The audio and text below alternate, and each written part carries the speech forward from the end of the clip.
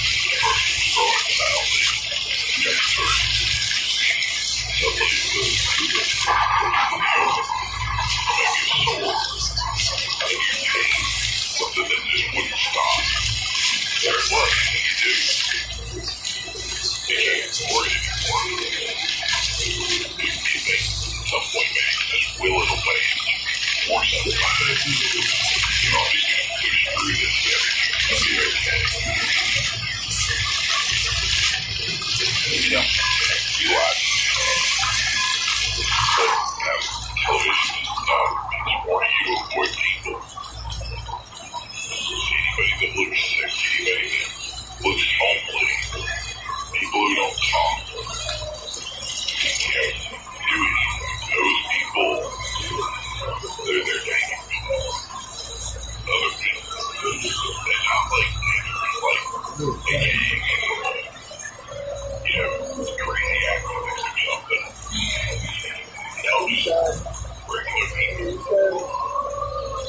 but they was really regular people.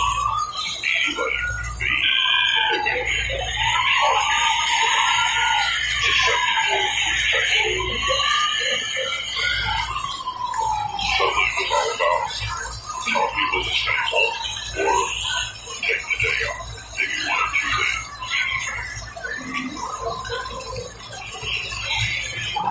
Something telling you inside you right.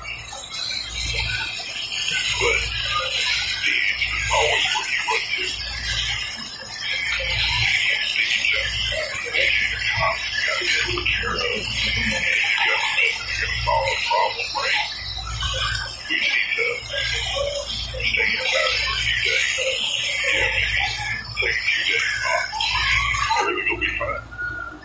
And you know what? The cops don't deal with it. The government doesn't deal with it. We always have to change our options. We don't realize how finite our resources are. They're putting a text message in the house, make a stupid call, and even my stupid email. Right? Boy, we wrong. We could be wrong. It was really like people complain. But now that I think about it, maybe they were just all of this week. They couldn't do anything. They couldn't slow it down. That's how life is right now. That's how infection was. You couldn't do nothing about it. And maybe I'm wrong, but I don't know. I can take it. Living in it right now, I think that's the way it was.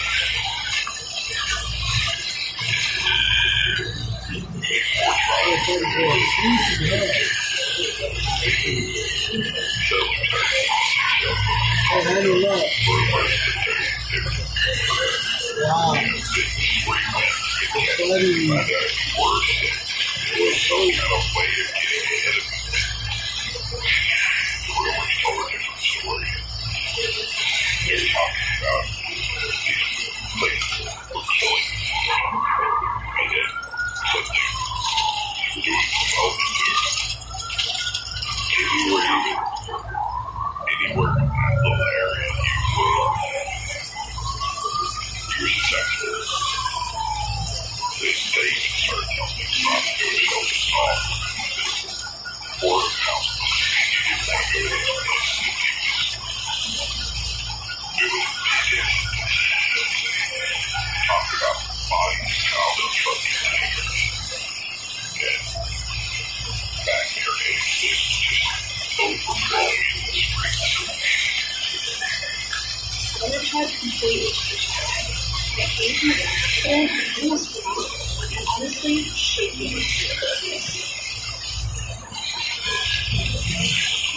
It was horrible. But Crazy. I don't think a lot of people saw it. I think it's somewhat a word of mouth thing. So I don't know if it's really consistent. But everybody seems to think it's good. They were there and I had a house, car, job, and things like that. So I couldn't be bothered about it. You okay over there? There was no way of confirming if there was any shows that people were being loaded into. I just had pictures online and all things just horrible. All sorts of no matter what you saw, it was media making you more excited. That's why we really didn't believe a lot of it, I think. We just couldn't. That sort couldn't something fast. It was just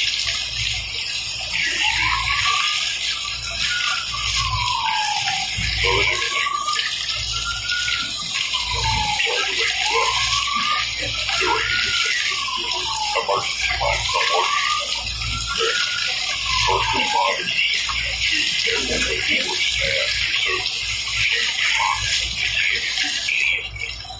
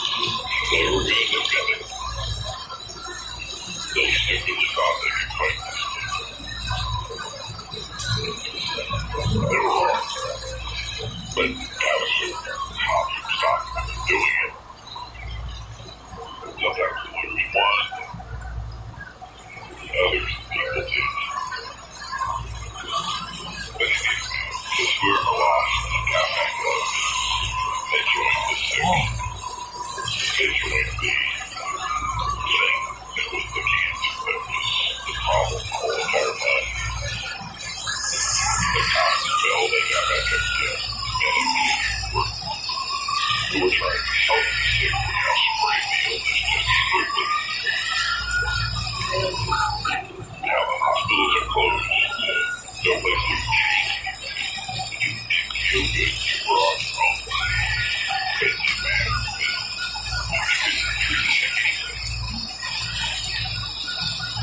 So when you look for things to know, you just house, car, all that stuff that you thought mattered. What did it do to help you? When stuff started happening, what happened? What happened? What steps were you going to take to do anything? There was no answer to that. There's some things are outside. Camera on the fucking window. They boarded everything up. Everything's clear. That's it now. People There's like police sirens and everything going on. There's shit going on. some sort of treatment, some sort of thing. Yeah, the kill of the fucking time there. All of it was just to keep you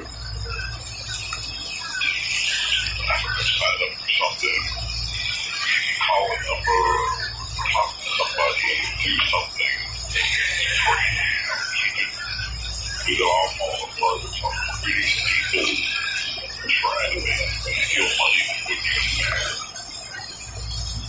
Literal money down the road.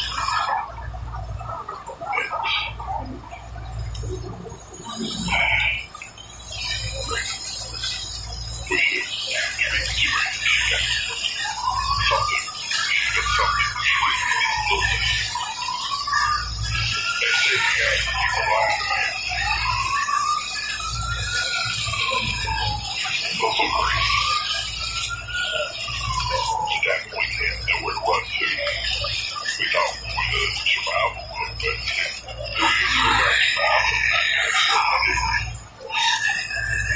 those microwaves that collect up stores and what was left buildings or anything, and vacation home. It's something to track. Now you were doing your best just to wait and contact it all. It was all choice. And not just because somebody would be sick, but because the people that were left were all like you. They find resources that literally didn't exist. Some people trying to look for drugstores, taking every pill in the store. Even that means you take a second to think about it. Like you were, there was a problem. And you needed to count everything you did. You needed to judge every step. Because it was all like, no.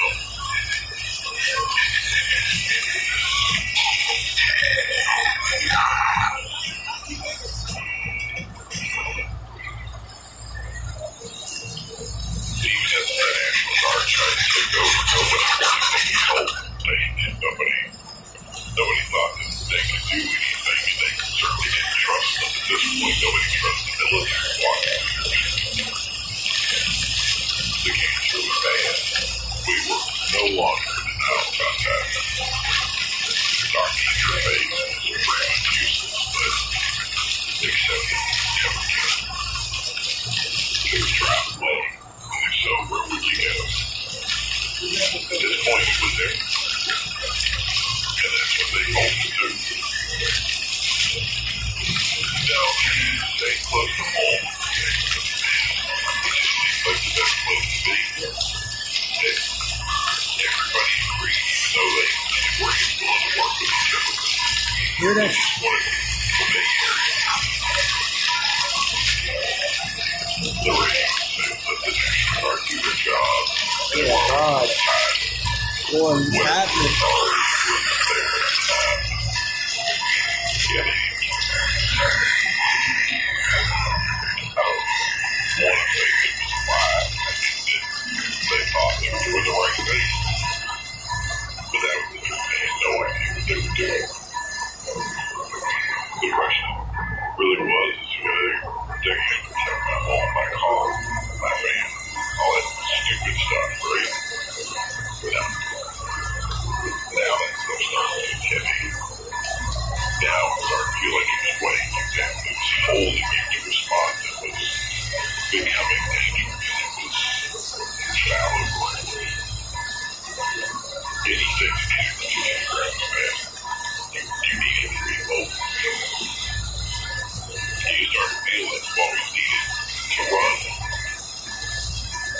just are all over the place.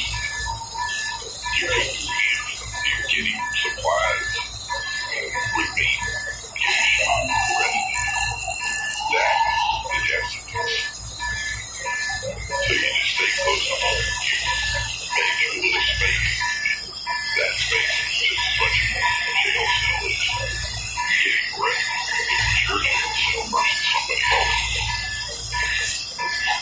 You know, some people ask me when that shit came, because when was it? What did you do? There was a problem. And that everything you do, there was no turning back.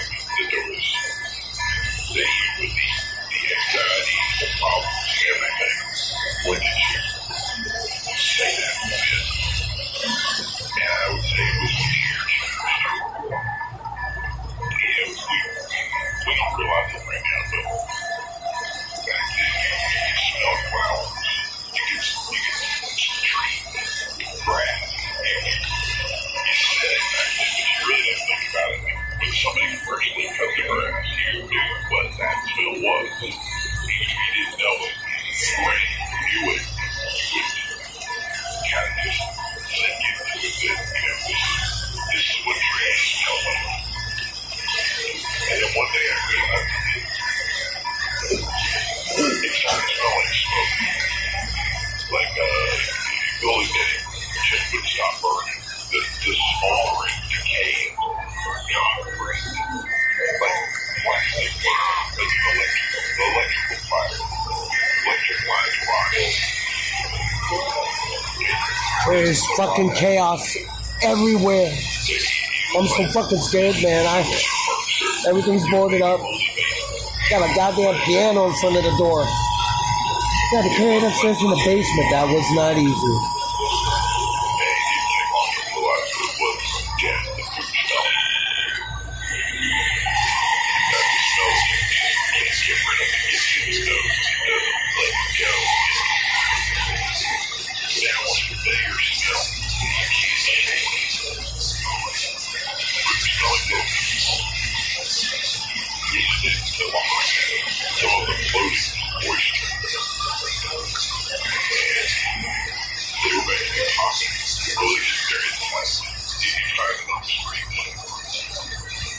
I couldn't figure it out at first.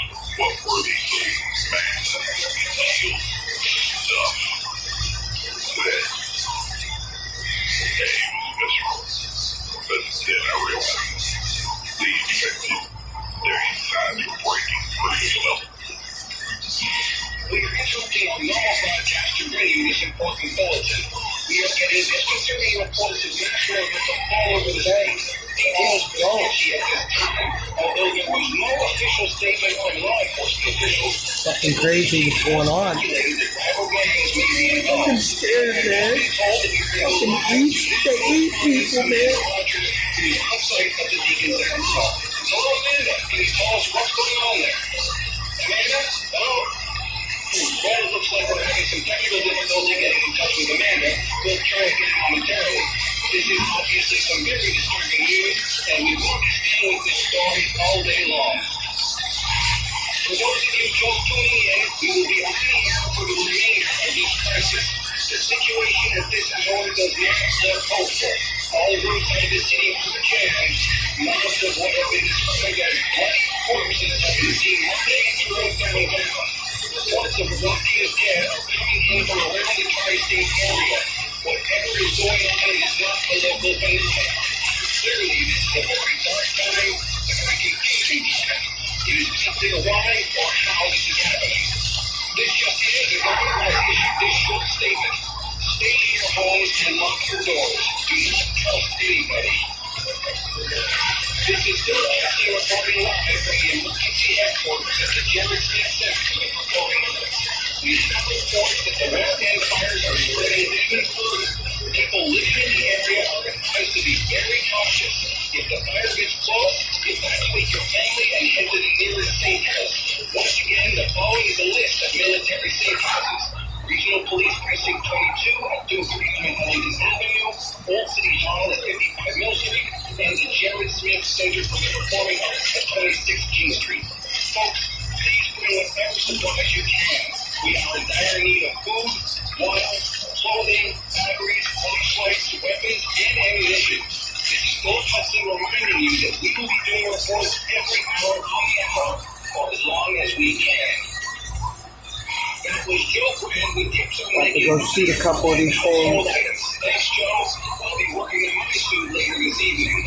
We want to take a moment now to remind our listeners that the West End fires are still raging. The entire area is to be avoided if possible. In other news, you've been getting regular reports from Mr. Chapman about the City of the Living.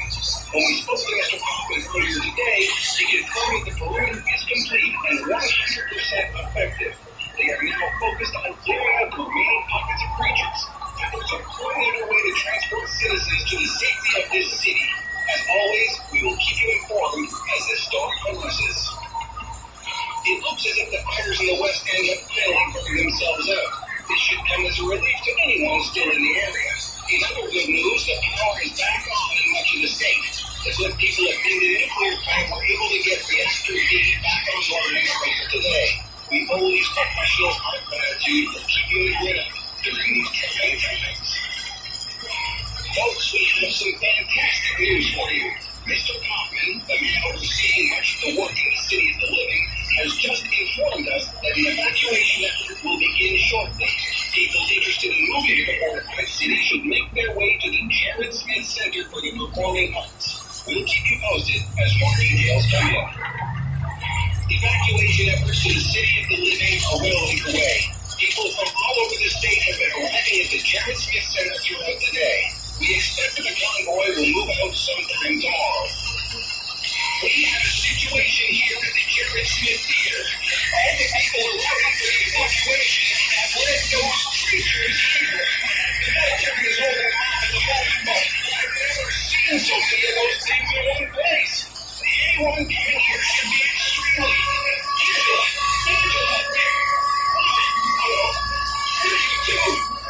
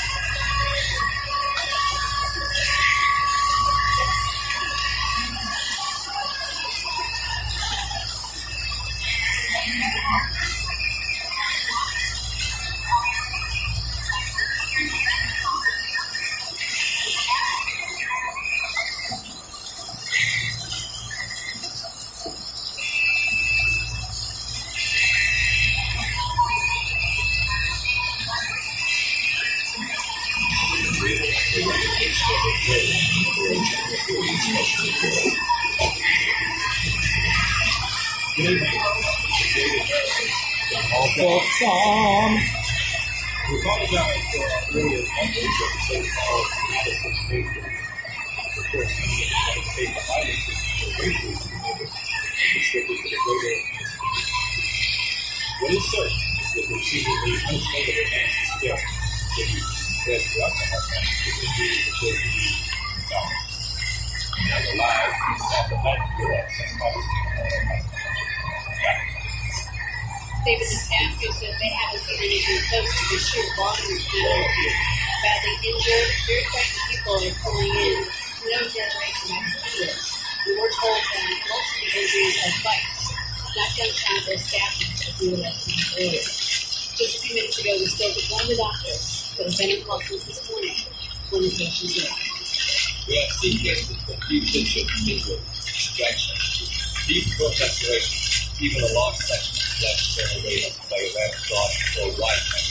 We've been told by nurses there have been complications. Almost all appear to have shown immediate infection. Many have one toxic shock. One patient Have there been fatalities? the outstanding. I'm sorry, I have to go. I was coming home from work, and I saw this woman on the road, and she was moaning in the sun. I went out to go see if I could put my car or something like that. I went to go reach out to help her. She did really well, and I checked her face, and she took off.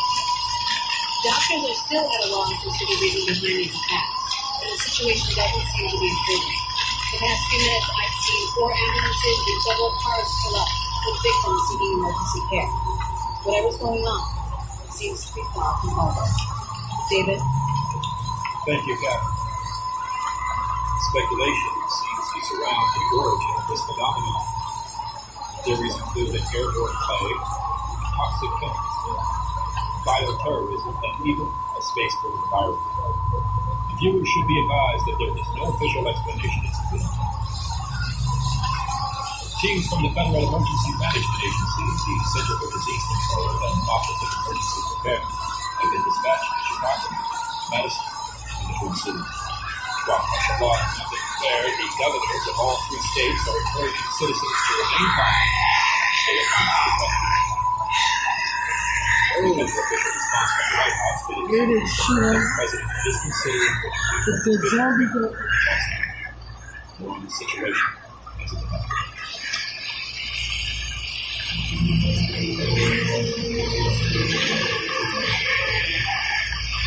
The president wants to make it perfectly clear that this is not a case of terrorism.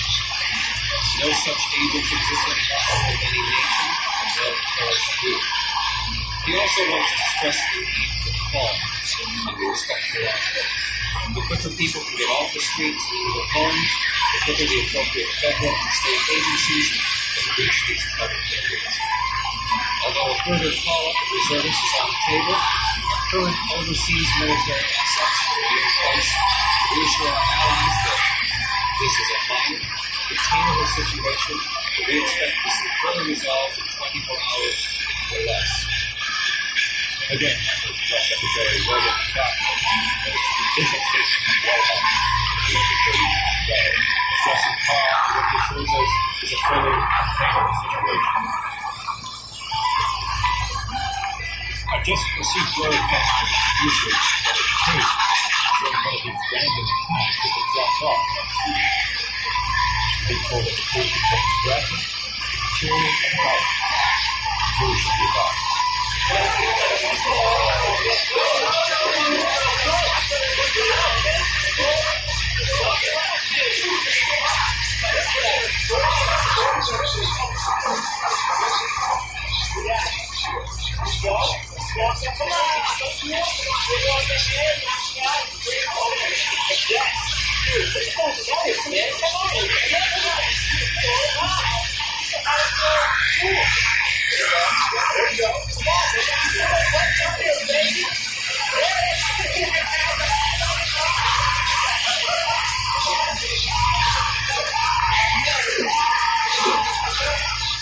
fucking crazy.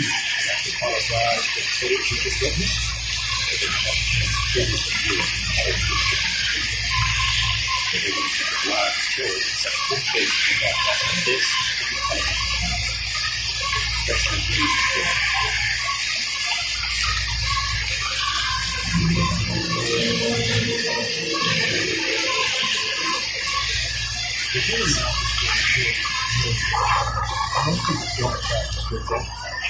So naturally, anybody is going to be infected no matter who.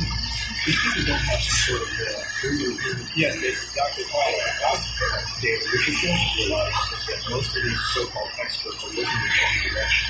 The problem is not chemical or biological, it's psychological. What we're witnessing here is the spontaneous combustion of a pent of rage fueled by frustration over our pressurized society. It's the snap supposed to work. Well, how can you explain what the weird work?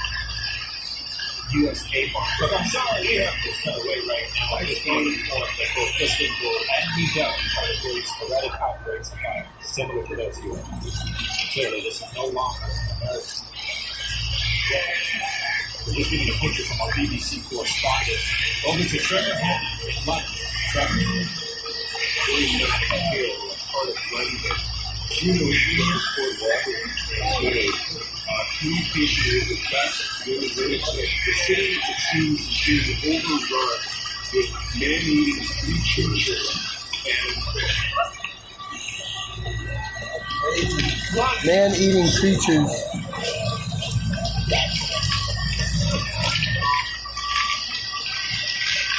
like most stations were experiencing technical problems with our satellite connection.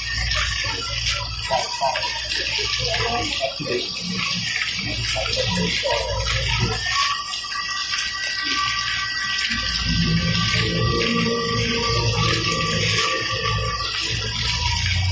We now have word of the situation. All visuals of the station have been destroyed. The area of Coast Guard craft is taking a position around tonight. We don't know, however, that this is in every house. So that's it. We're in trouble. State and local authorities are urging communities to form clean and sweet teams. I'll provide the number of just outside of Pittsburgh for these streets. Come on. Come over here. Look at it there. He's a butcher. Oh my god. Head? Yeah. You the bad kind of honestly? I know some of these people that are putting down.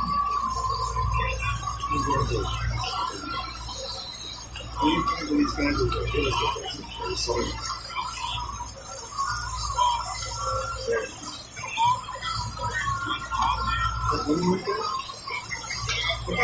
Also, the people on the street, they are not zombies. They are not zombies. We are only essential workers. Yes, it's starting. We need you to fill out forms. Brand new about to show you the most horrific. Stand back. Please keep listening to see how dangerous it is. No person can survive this disease. And I can assure you that every victim that has come into this hospital has turned out just like this. They will die and fall to it. What has happened now is that they have actually been back from the dead. So you're telling me this man is coming out alive? And you sent to the hospital that we're talking about here is reanimation. But a dead man. This one, I'm feeling on top of it. Through the whole shop, I'm never stop moving. If you got a heart, you have to go outside. What I'm trying to tell you is, you did a lot. That's all I can say.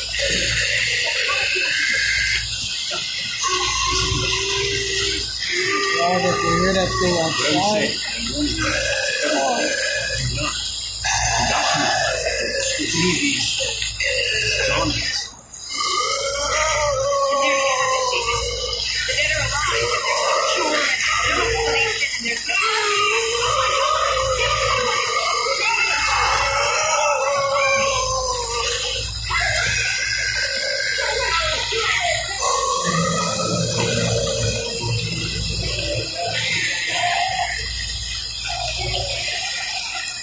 yes, the circulatory, respiratory, and other vital functions terminate. Fish face. These subjects acquire technically deceased.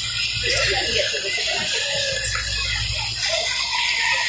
The infection is spread through direct fluidic contact that must enter through the bloodstream through an open wound. Infection duration depends on the size of the wound and its proximity to a major blood vessel.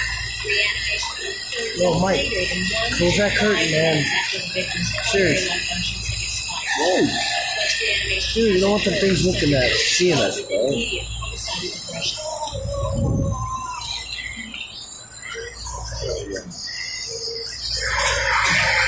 clearly a shock.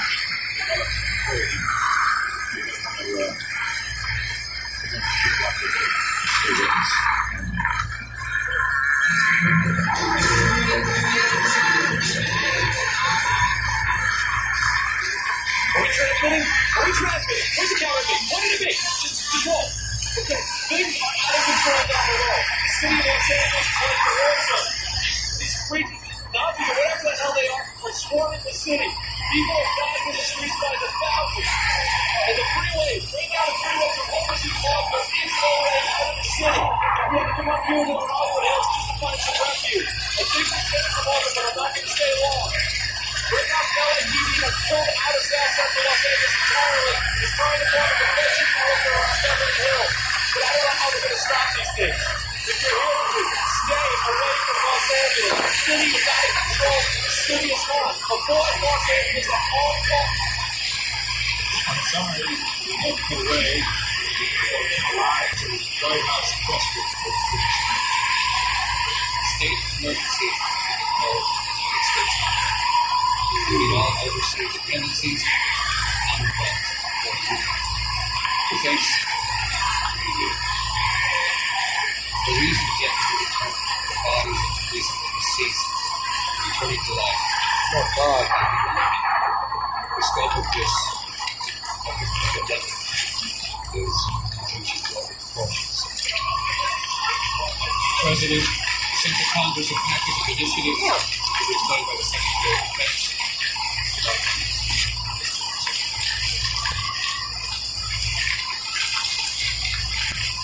As of 8 a.m. Eastern Standard Time, the President and Executive of the United States have fully arrived. Nationwide curfew of 7 p.m. tonight has been put into effect. Any citizen caught out period between 7 p.m. and 7 a.m. subject to arrest and detention without penalty.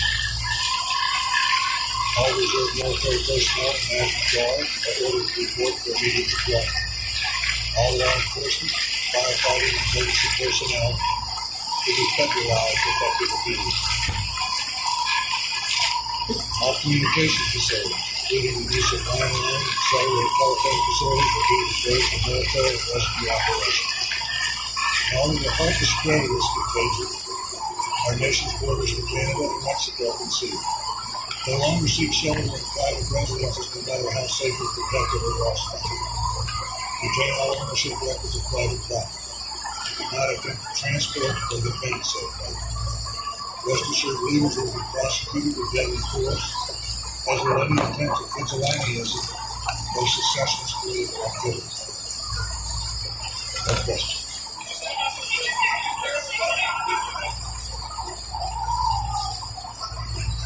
That is the Secretary of Defense was the agreement. The dead back to life.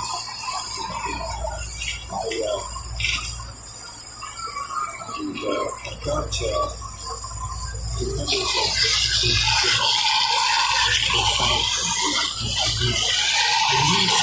Western states.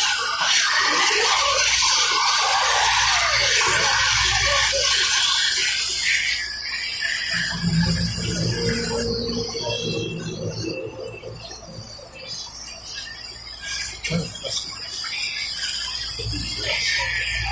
is the number of dead over 10 million. But this is considered partly considered an estimate. About the entire world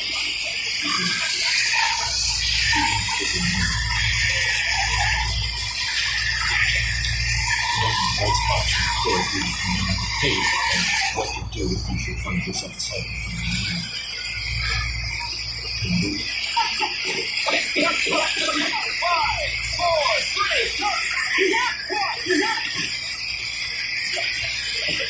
Ladies and gentlemen, in the background, Brett will now demonstrate on an actual Romeo Lima Foxtrot both hard and soft points. Brett, go ahead. If you're going to shoot it, you should have gone left. But I slow him down and bring him to his knees. Don't stand up. You should have been slow him down. Just stuck my back. There's also no place to deal with this monster. You should have between the eyes.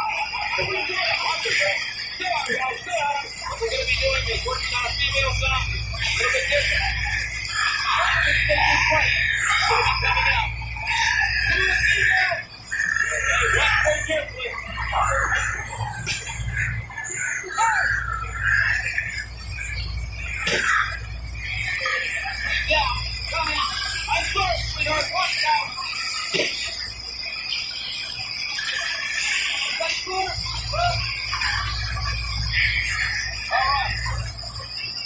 of you males may find that somewhat disconcerting to actually engage female species. Why did it took a long time to get over it? But it's necessary. This is free, mind you. The suspects. This is not fun. This is scary. We'll all go through it. Stay with me. Watch very carefully. Okay. Turn you off.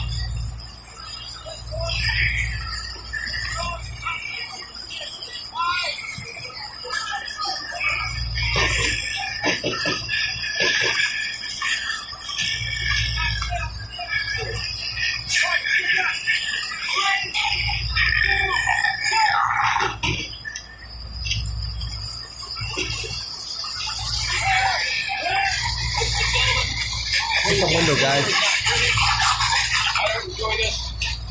I don't think you will either. Necessary evil for you. I don't know anything else to tell you about this.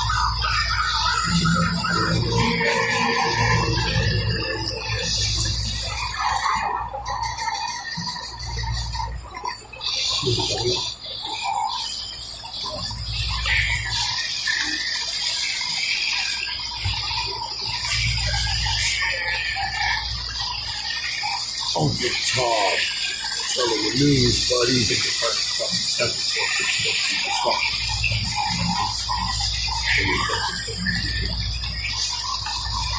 yeah, they said from Chinese government. So back the Russian government still not. Within myself, we will be taking responsibility for the situation.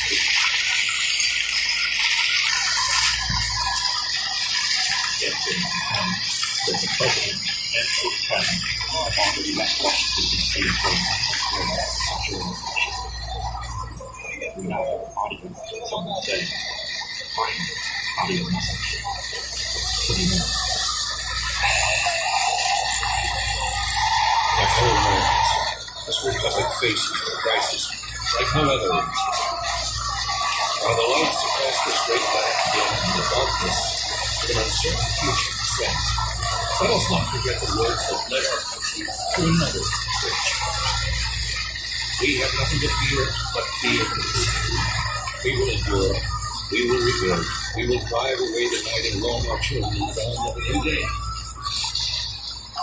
God bless you all. And God bless the United States.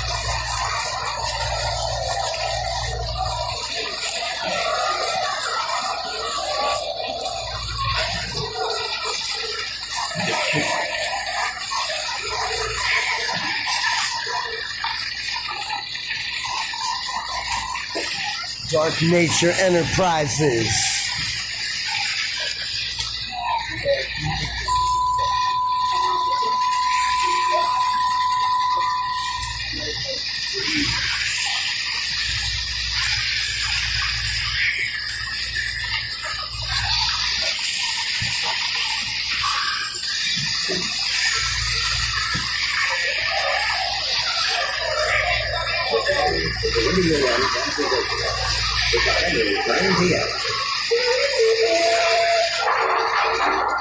Now that I hear from the WHN newsroom, the advisory council for Radio Bradley, the Bradley University FM station, has been recommending that President Mark Mayberg reactivate the station with its new location and fund operating fund for the second semester. To more investment for the upcoming 1972 state election, the Lake County Central Democratic Committee has endorsed Governor Paul Brown as one governor for the Democratic gubernatorial nomination. And the committee also picked State Representative Daniel Stewart and Alan Clark for the lieutenant governor's berth on that ticket. The OTA is final law, as you know, but it has yet to meet the final test of legality. Governor Overby signed the appropriate bill into law on Thursday. There will be a court test. Mr. Overby, in signing the bill, said it will provide relief to taxpayers who he said are forced to bear the full burden of education allowances for in the public schools by the closing of private and parochial schools. Actually, the ink was hardly dry on the bill before Lawrence Klinger of Chicago filed suit to get state auditor Michael Howlett to start issuing for FDA's checks. Mr. Howlett is a supporter for FDA, that is holding up the funds in order to force the question of the constitutionality of the new FDA's program. Governor Overly also says he plans to shift $76 million to the state's welfare budget, which will go into effect next Monday if Governor Reynolds come out with a better alternative. Thomas M. Murphy, the founder and president of the Independent Postal System, which was put into effect this past week in the area, has announced that the firm will issue its first postage stamp on the 15th of November. This to be used on second, third, and fourth class mail. These stamps range in price from 1 cent to 50 cents. 1,000 holiday stamps will be issued for use on business cards, but those cards probably will not be delivered by the Independent Postal System this year because they just don't have the equipment at certain times in the area. However, the company does try to provide that service to delivery business cards next Christmas. This story just handed me. A large portion of the northern part of the city has been struck by a complete power blackout. Power company officials say they have been unable to trace the source of the failure. The crews are working to rectify the difficulty. In what seems to be a related development, some 20 persons have been admitted to doctor's hospital suffering from what doctors say is apparently a respiratory disorder of undetermined origin. All those admitted are North Side residents. We have keeping informed, of course, from some of the UHN Museum on this power blackout in the northern portion of the city. That means we have to pass along to you very quickly. We now turn to Columbus.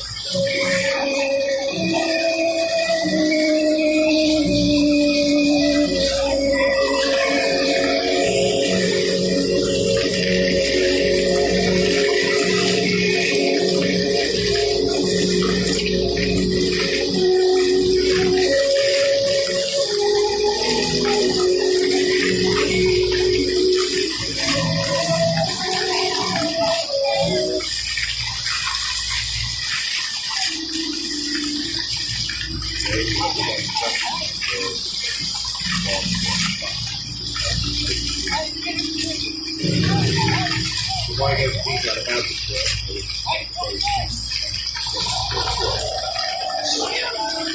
I will not wait.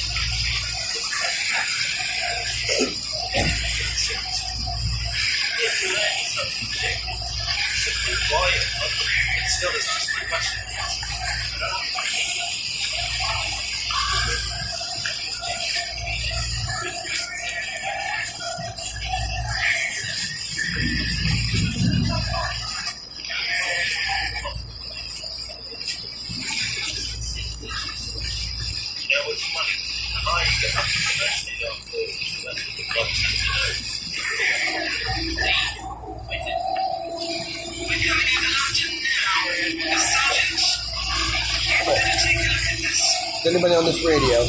Anybody on this radio? Come in, anybody. Mayday. Fucking radio sucks.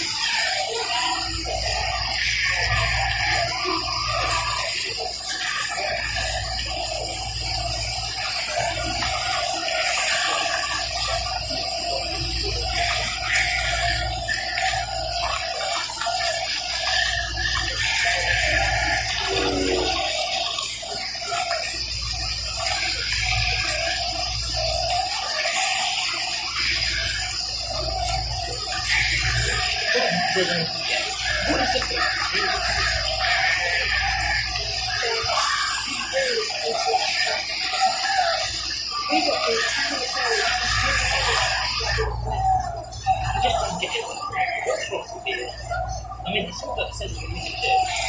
Yeah, you don't have to worry about being late. Friends, they're going to be late.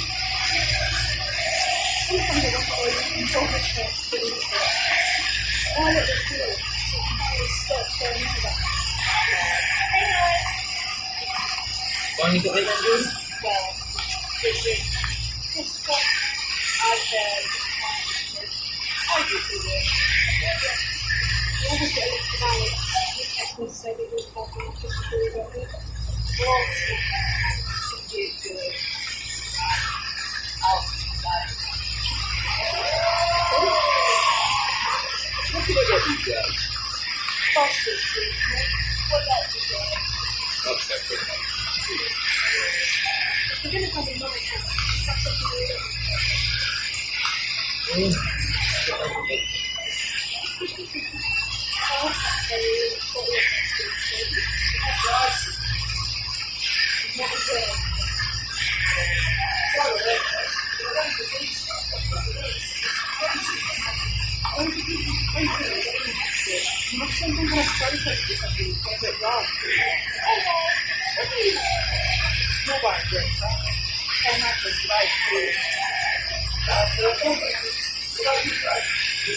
You'd have a pretty drink, eh?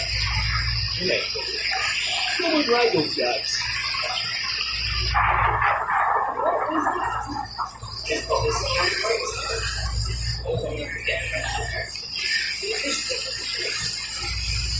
yeah. Maybe when you I don't think so. Sounds like a video review. Anyways. Cool, guys. Enjoy.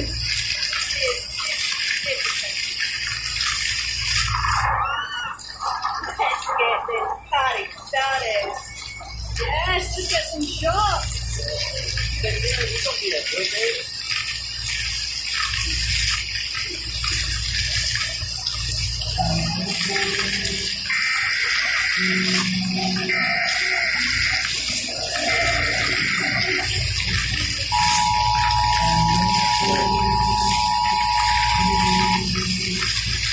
This message is being broadcast at the request of the Shepherd Valley Police Department and the Sonoma County Crisis Management Office. This is not a test. As of 8:46 p.m. yesterday Central Standard Time, local authorities have been responding to a rapidly growing civil disturbance in the Shepherd Valley and Sonoma County areas. It is believed that a local viral outbreak has mutated into a highly infectious strain, presenting with symptoms of erratic and uncharacteristically violent behavior. For your safety and the safety of others, please refrain from venturing outdoors at this time. If you are currently indoors, stay indoors. If you are outdoors, please make your way home or seek shelter at a friend's home immediately. There is no need to panic or act dangerously. Lock doors and windows and do not respond to strange noises or knocks. Do not call 911 for information or if you are not experiencing a life-threatening emergency at this time. It is essential that communication lines remain open for serious emergencies. If you see someone behaving strangely, or you or a loved one experience a sudden onset of nausea, please dial 911 immediately. If you come in contact with law enforcement or National Guard personnel, remain calm and follow their instructions. Stay close to a television, radio, or another device that can receive emergency notifications. Periodic updates will follow.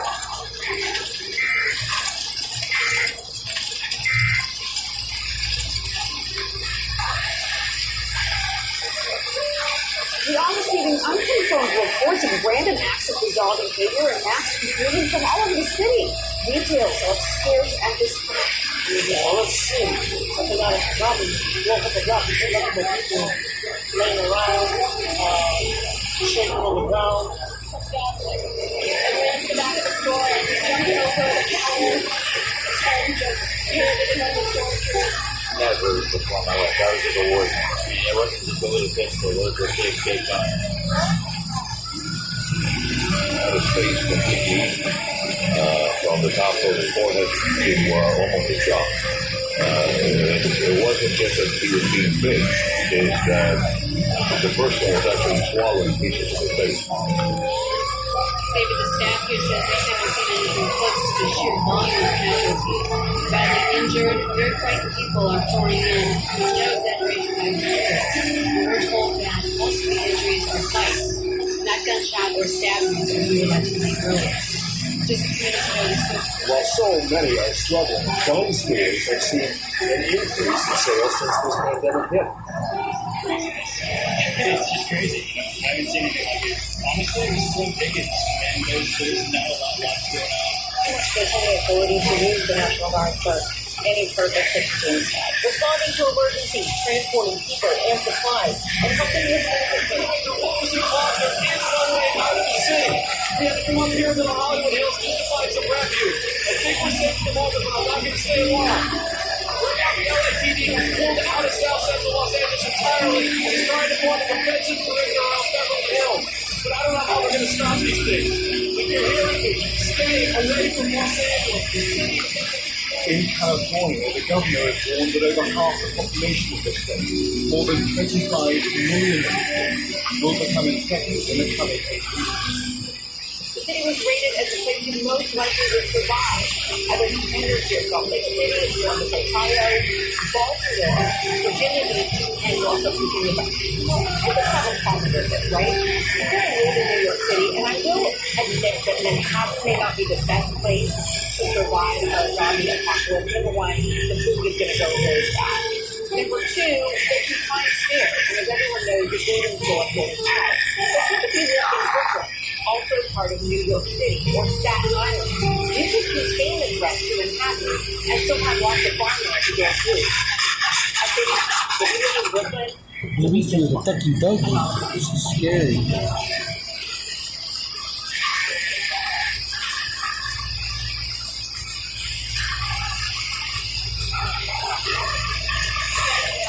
still watching, you have to get to the quarantine zone immediately. This is a photo of you were just sent to us, taken right on Central downtown. I'm the last person to the station. I'm not sure how much longer we'll be here. No one has been able to get food in here today. The quarantine is the only safe place to be. That's at 6.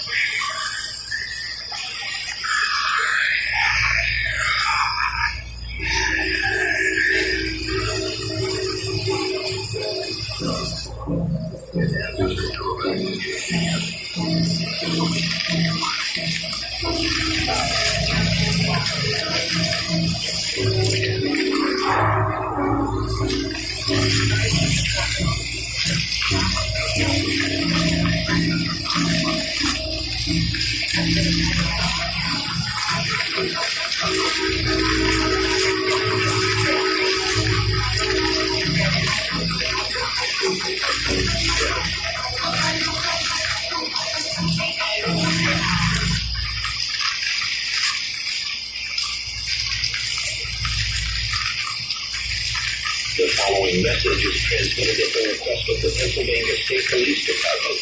An unidentified virus strain is rapidly spreading across the state of Pennsylvania.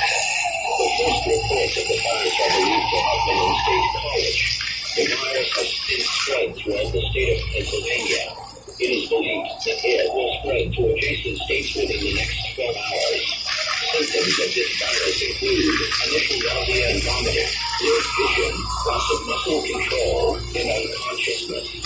State College is also reporting that some of the affected persons are turning into zombie-like creatures.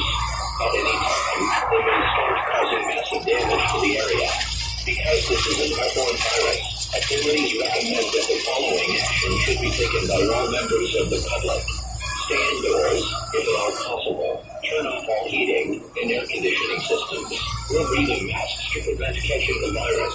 Have enough food and water supplies for sheltering for 1 to 2 weeks. If you catch this virus and show symptoms of turning into a zombie, you will be quarantined in your home for an indefinite period of time. Any residents not in the state of Pennsylvania hearing this message should also take these precautionary actions.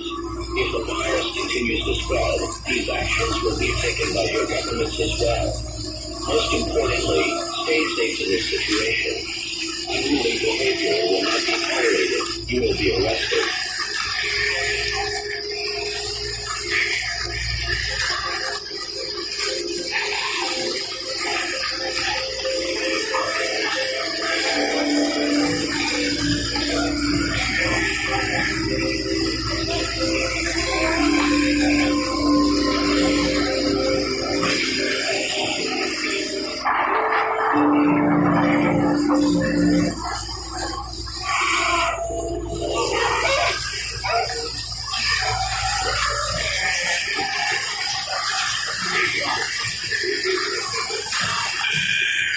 Make sure you guys hit the subscribe button if you guys enjoy the topic of the show. And make sure you guys hit the like button if you enjoyed the video. And let's begin. Okay, so we are speaking of this DC's. DC's zombies are one. In reality, I feel like we're running for a third time before we saw that. I mean, truly, we got Black Sky, but Black Sky was sure of a new version of it as well. We involve all of DC. But that's more of like, what I'm doing is for the zombies. We're doing this because we got to bring some characters back. And other characters are going to dead, right? Like, Black Sky brought back pretty much everybody who died. I mean, with Dying Light 2 right around the corner, I suggested Gaming figured now would be a great time to take a look at where the story currently stands to get ready for the long-awaited sequel. Couple of notes before we start. As always, I'll have to leave some stuff out in order to keep this video succinct. This includes most of the side stories and optional quests in the first game, but are focused on the main story. I also won't be talking about Dying Light Bad Blood, this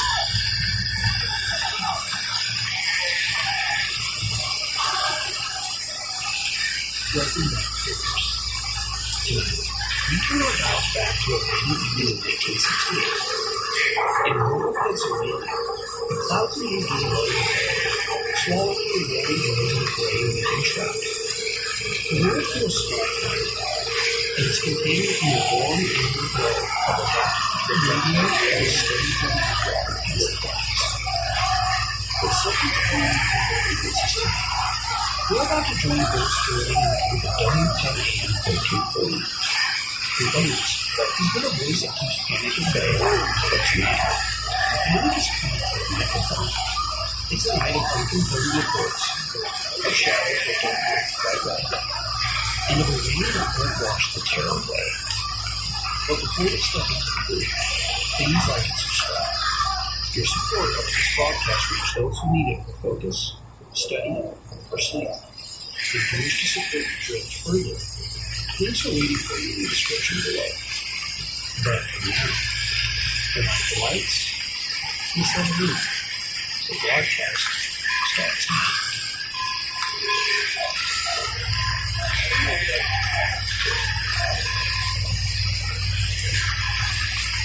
Wow, the death of Taylor Swift. You're listening to WKAM 1340. I'm Bill Sterling. If you're just tuning in, stay where you are. I'm going to repeat this every so often until the sheriff's office tells me otherwise. The Pennsylvania State Police and civil defense authorities are urging everyone in the Butler County Evans City area to remain indoors. Lock your doors, turn on your porch lights, and stay away from windows. We've been getting a lot of reports here at the station. Some of you called in about trespassing, others about what you're calling unprovoked accidents on back roads. We have reports about a car accident at cemetery gates, and emergency crews are having a difficult time reaching the scene. Reports are coming in are, well, the word they're using is disorientation. People wandering onto private property, unresponsive to shouting, and even warning shots. It's a mess out there. Rain with visibility is zero, and whatever this is, this outbreak of hysteria, it's spreading faster than the wire can keep up with. We'll be keeping watch. If you've got a Keep you pray for these authorities to exchange it. Please follow me. Let's keep your eye for each other. Line one, round up you can. Talk to me. Yeah, hi, Bill. My name's Tom. I live just out past Beechwood Road, about 10 miles over town. All right, Tom. What have you seen? I don't know how to say this without sounding kind of crazy. My wife wanted me to call because, well, you said folks should report anything unusual. That's right. Tell us what's happening. Okay, so earlier tonight, our dog started coming out. Wouldn't stop barking towards the place across the field. Lights were off over there, which is strange because usually they keep their lights on all night. So I walked outside and I see somebody standing by the fence, just standing there. Do you recognize them? No, sir. And that's the thing, they weren't moving right.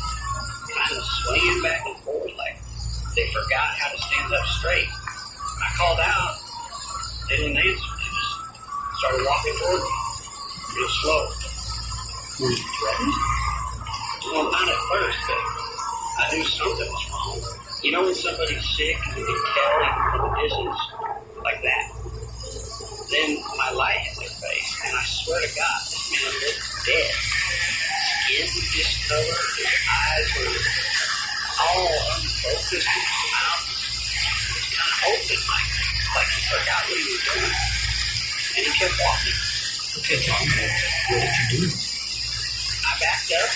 Smelling Eddie Murphy's jaw. He didn't even react to my voice. And then tripped over the fence wire, fell hard, and then just got right back up like nothing happened.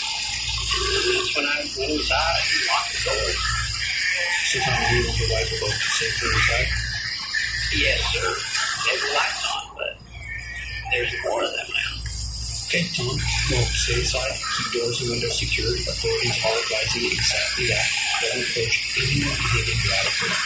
They're walking across the field, slowly, all headed in the same direction, toward the house. My wife said they look like folks from town. But Bill, Yes? they don't seem interested in each other. Just our houses.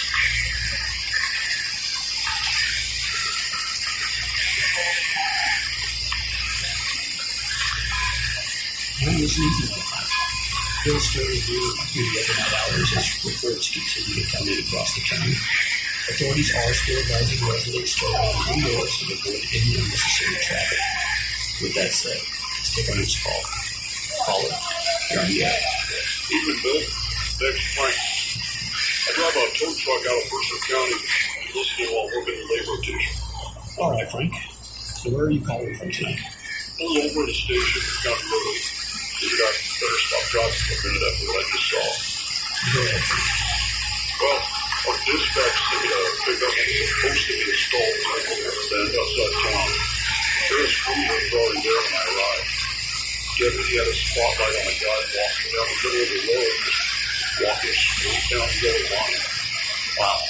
Well, is he individual only? Looks like it to me. Clothes torn up, face messed up pretty bad. Deputy kept telling me to stop and step off the roadway. The guy didn't even look at it. Didn't react to the sight. No response at all. None. Deputy grabbed his arm to the side and turned fast and swung at him. Not wild, just sudden. Knocking Deputy clean backward. Is the officer hurt? What did he do? He got up, threw his gun, and kept yelling at the guy. I stayed by my truck. I didn't feel right getting any closer. Man kept coming. Didn't act like he felt anything. That's when the deputy fired.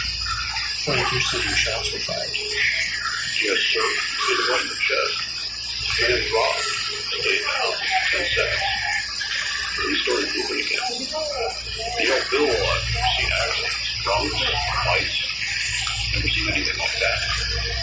Deputy got on the radio and opened back up, said something about similar calls coming in all over the county.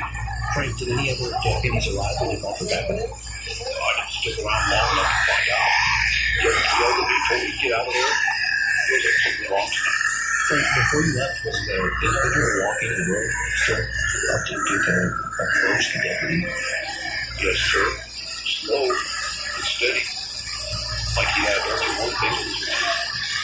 And what do you think that was for? Oh, I couldn't say. People, maybe. Well, that's unsettling. Frank, I appreciate your comments. The research keeping track of hearing multiple accounts of individuals who appear injured but mutually resistant to pain, non-responsive to any kind of verbal engagement. Again, I have the official confirmation regarding the nature of these incidents. Frank, are you heading home now, sir? Yes, sir. I'm not answering any more tonight. More toast. Probably a wise decision, Frank. Thanks for calling in and sharing with everybody who witnessed. Drive safe. Thanks. For those just joining us, authorities continue advising residents to remain indoors while law enforcement responds to the overwhelming police of ongoing disturbances. We'll continue gathering verified information before drawing any conclusions. You're listening to Nighttime. There it is.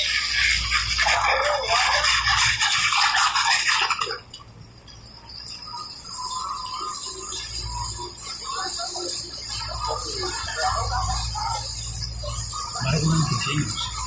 Bill Strong reveals reports of unusual disturbances coming from across the region tonight. Caller, you're on the air. Go ahead. Bill?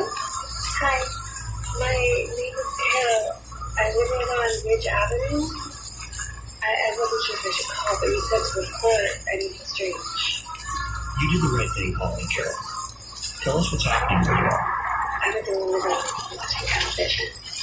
And they have been interrupting programs with the news book, so I turned down the volume. And I went to close the curtain. That's when I noticed something standing across the street. Someone standing across the street. Standing there for how long? I don't know. Long enough that I thought they'd already been there a while. Just facing after. Not walking, not knocking. Just standing. Carol, were you able to make out who it was? Was it a neighbor or someone you know? No, that scared me. I know everyone thought he was in the street, like clothes dirty, head tilted slightly to one side. I thought maybe he was out. So I tapped the window to get protection. He turned toward me immediately, like he could move for a second. Carol, did this person approach your home? Yeah, slowly. Very slowly. Not suddenly. Just go in there. Like he didn't hurry for anything. I stepped back from the window, but he kept coming until he was right at the yard. And he stopped again. And what happened next? He looked straight at the house. But not at me exactly. More like at the light in the side.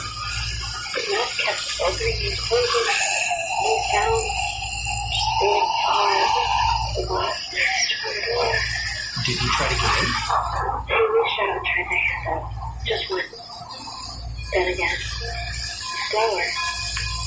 When it didn't open, he started tapping the glass. Not knocking. Tapping. Over and over. Hello. It feels like the person is asking to come inside. Carol, have you locked all your doors? Every day walk. My husband's moving furniture into the back of the house right now. But there was an incident on the street. I can see them from the upstairs window. They're not talking to each other. They're just moving from house to house. Okay, then listen carefully. Stay inside, keep everything secure, the doors, your windows. Avoid drawing any attention to your home if possible. Authorities continue advising residents to remain indoors while these incidents are investigated. Are you safe when you're all done? Yes, they do. Go ahead. They don't look angry. That's the worst part. They just look empty. Well, I want to thank you for calling and letting us know what you see tonight. Keep your radio on and try to stay inside. Yeah. Thank you.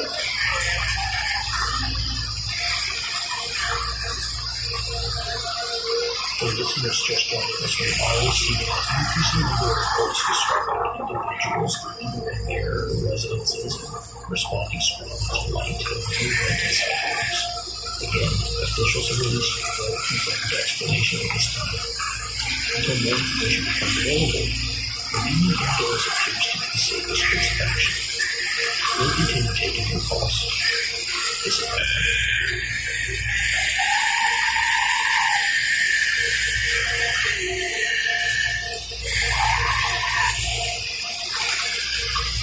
Ladies and gentlemen, before we take our next call, we'd like to pause for a brief advisory. Moving on hour, the station received multiple reports from our listeners across several counties describing unusual disturbances.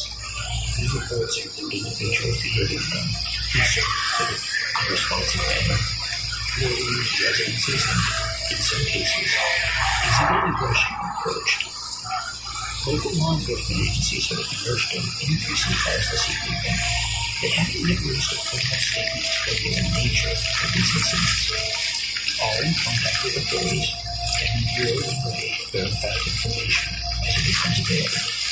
In the meantime, officials are advising residents to remain indoors unless travel is absolutely necessary.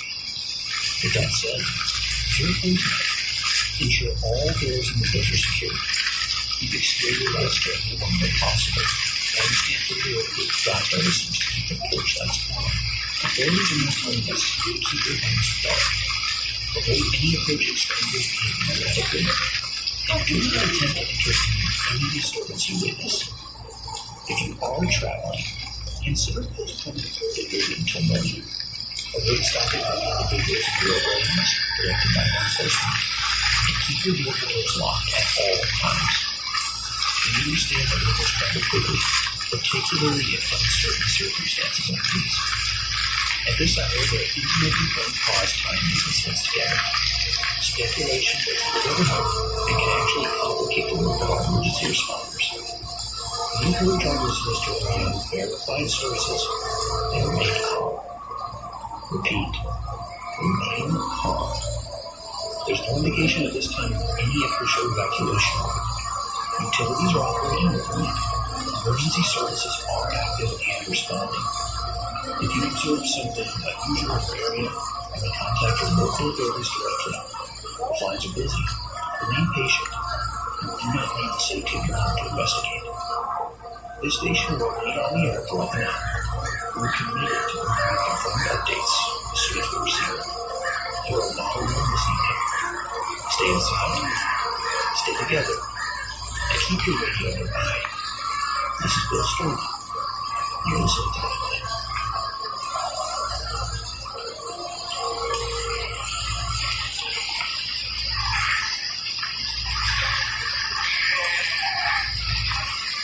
It's for me if you just have to run the room. We've been speaking with residents across the region about unusual disturbances to be. Caller, you're on the air. Bill, this is Dr. Harold Stevens. I'm calling from County General. Doctor, thank you for reaching out. What can you tell us? We're experiencing a significant increase in emissions in the last 2 hours. Far beyond our typical standing at point. What sort of cases are you receiving? Primarily law enforcement, lacerations, fractures, contusions. Many patients report attacks, knocked down during altercations. There's a second category that concerns me much more. A second category. Please, Doctor, elaborate. Well, several individuals have been visible with severe violence, arms, shoulders. In one case, the neck. These are superficial injuries. The tissue damage, extensive to say the least. More consistent, animal type death than human spots. Are you suggesting animal attacks? At this time, I am not suggesting anything definitive or describing limits. But it's unusual. It's what follows. Within an hour of mission, patients developing extremely high fevers, 104, 105 degrees. They become pale, markedly so. Skin loses color very quickly. Blood pressure drops, and profound weakness. Doctor, are your patients responsive? Well, initially, yes. Clear and spread. complaining of feeling cold despite the fever. Then confusion begins. In 2 cases, sudden collapse. And the patient's stabilizing the treatments. We did have an aggressive antibiotic but it's too early to determine any effectiveness. What troubles me is the speed of this deterioration. I practiced medicine almost 23 years ago. I've never seen an infection progress at this rate. Doctor, I think our listeners would like to know, is there any indication that these cases are connected? Well, that's not something I can confirm or deny at this time, but I will say this. The life victims are presenting nearly identical symptoms. High fever, severe weakness, rapid systemic decline. All consistent. Have state health authorities been notified? Yes, they have. Guidance. In the meantime, I would advise your listeners if you sustain any kind of life-injury treatment, seek medical attention without delay. Doctor, one more thing before I let you go. Are the hospital facilities secure? We are taking precautions. That's all I can say. Understood. Dr. Stevenson, thank you so much for speaking with us under what sounds like extraordinary circumstances. Thank you, and please encourage people to stay. This entire staff at Stevenson County General Hospital reported on shocking recent admissions to including several patients suffering from severe body injuries caused by rapid onset fever and weakness. Again, no official connection has been confirmed between the incidents being reported across the world, but the territory is watching. If you're interested in any medical symptoms, or any physical confrontation with evidence, or if any more from developments of their field,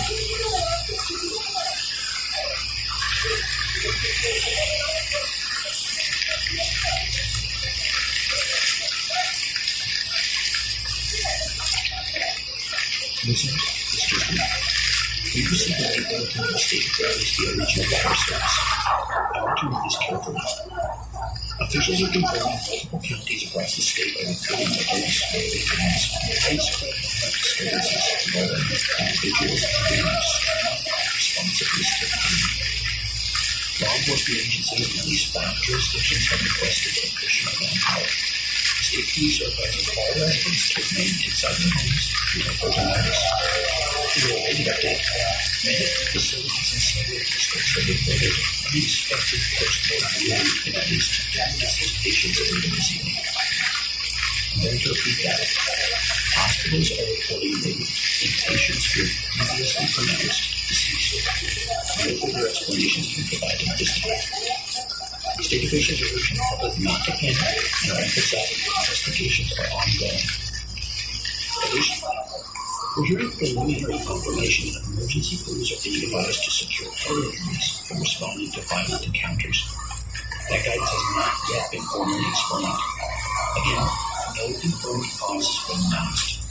There's been no declaration of martial law and utilities remain operational. But the scope of these disturbances appears broader than initially reported. If you're still listening to this broadcast, stay indoors. Do not approach hindrance ranges. Avoid any unnecessary contact until authorities can clarify what we're even at tonight. We'll continue monitoring the wire for updates as they arrive. This is Bill Sterling. You're listening to me.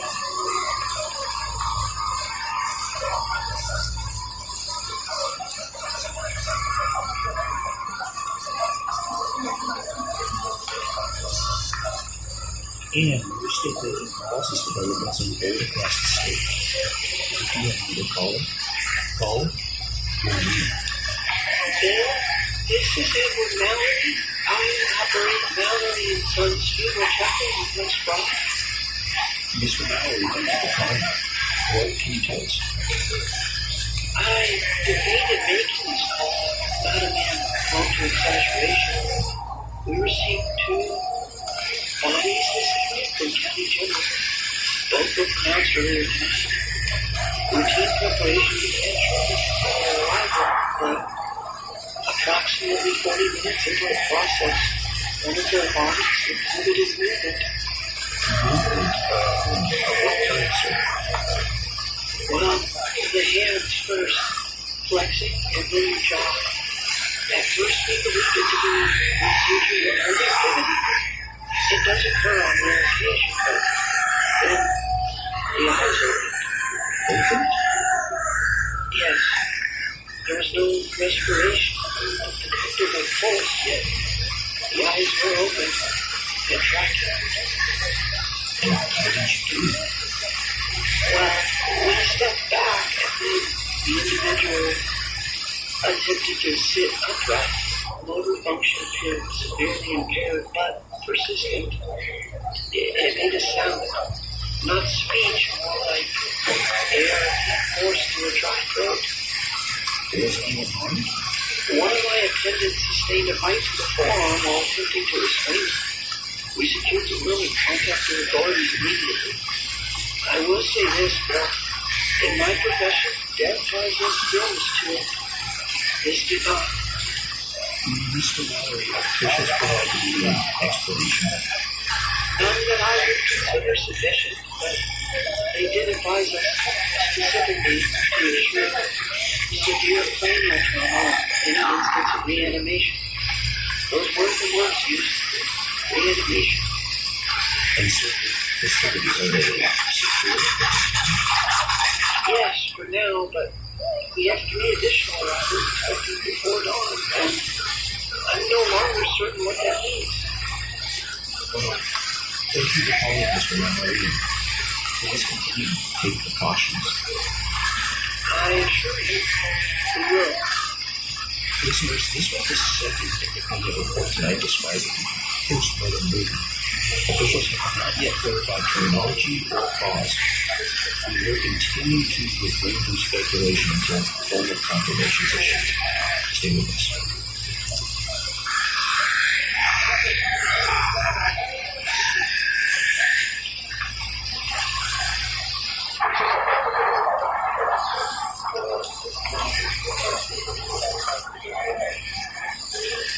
Bill Sterling speaking. Caller, you're on the air. Sticking calls. First County Sheriff's Office. I don't have long. Deputy, we appreciate you calling. What did you encounter on the site? We responded to a limited disturbance calls in the last hour.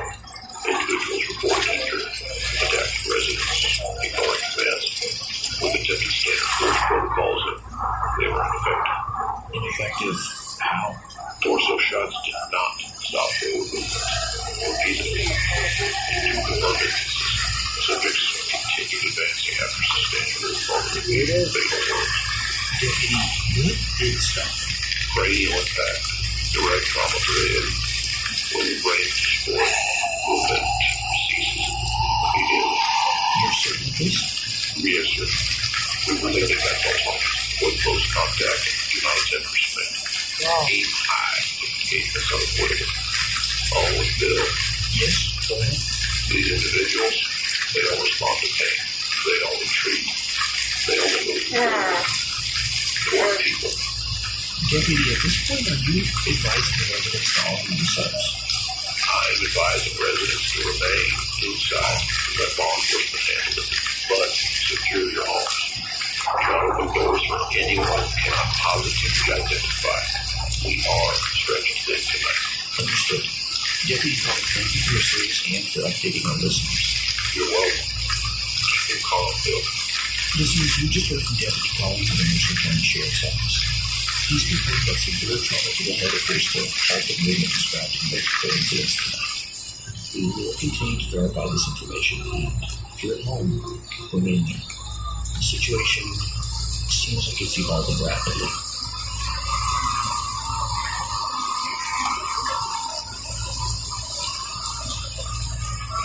Listeners, we just received an official statement transmitted via state emergency wire. We will read it exactly as written. This is an emergency public safety directive issued jointly by State Police, the Department of Health, and the Office of the Governor. Effective immediately, all residents are instructed to remain inside their current place of shelter until further notice. Do not travel unless absolutely necessary. Reports have confirmed multiple incidents involving deceased individuals exhibiting post-mortem motor function and aggressive behavior. Citizens are advised that these individuals should be considered extremely dangerous. Do not attempt physical restraint. Do not approach. In the event of unavoidable confrontation, destruction of the brain has been observed to immediately terminate motor activity. Medical facilities are currently experiencing a surge of admissions related to bite trauma and blunt force injury. Individuals sustaining bite wounds may experience rapid onset of high fever, confusion, or bizarre weakness. Anyone exhibiting these symptoms should be isolated immediately and medical authorities contacted if possible. All local law enforcement agencies are authorized to use necessary force to contain affected individuals. The National Guard has been placed on standby. Residents are instructed to secure all entrances and remaining doors. Avoid opening doors to any unknown persons. Extinguish unnecessary lighting that might draw attention. Keep battery-powered radios accessible in the event of electrical interruption. And to remain calm and await further instruction. This directive remains in effect until rescinded.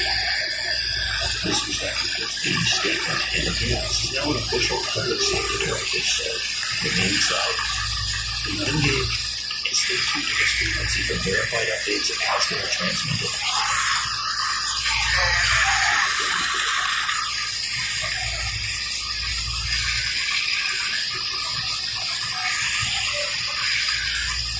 Bill Stanley speaking. Caller, you're on the air. Dude, my name's Mark. I don't have much time. All right, well, go ahead. My boy was bitten here tonight. All we knew what was happening. We thought it was just a fight. Some man staggering in the street grabbed him while we were trying to get back inside. We pulled him away, locked the house up, and didn't think much of it at first. Where was he going? His forearm. It didn't look too bad. It wasn't skinny, but we cleaned it, wrapped it, and he was fine for about an hour. And then he said he felt cold. Bill, it's hot in this. I've got the furnace running, but he keeps saying he's freezing. Has his temperature been checked? Yes, sir. It climbed fast. 103, and then 104. He's pale now. Really pale. And weak. He can barely lift his head. Mark, is he conscious? He was. He's drifting in and out. He keeps asking why the lights are up, but they aren't. They're on. Every room. And sir, have you contacted medical services? Lines are busy. We've tried twice. I don't want to take him out there. Not after that announcement you just made. That's probably wise. Is anyone else at home? My wife, she's upstairs with our daughter, but she doesn't want to come down anymore. And Bill, Go ahead. he just tried to sit up. He shouldn't have the strength, but he did. His eyes were open. And I swear to God, he looked at me like he didn't even know who I am. He just stared at me. Mark, listen. If his behavior changes, you should keep your distance. But place yourself at risk. If he does become unresponsive and then becomes self-emergency, please prioritize your safety and your family's. He's my son. I understand, but you do have to stay calm. Can you tell me what he's doing right now? He's not breathing as hard anymore. Skin's so cold. Mark? My God, he just sat up again. I swear he shouldn't be able to do that. He's just staring at the door. Not at me. At the door.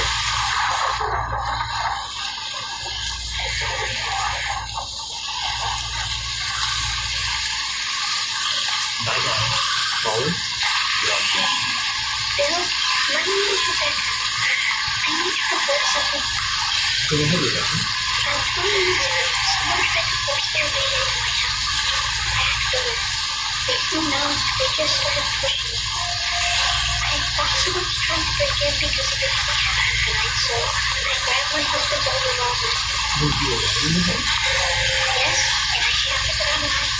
I didn't get an answer, but the door kept opening because of the flame, so I fired. Twice. The pushing stopped.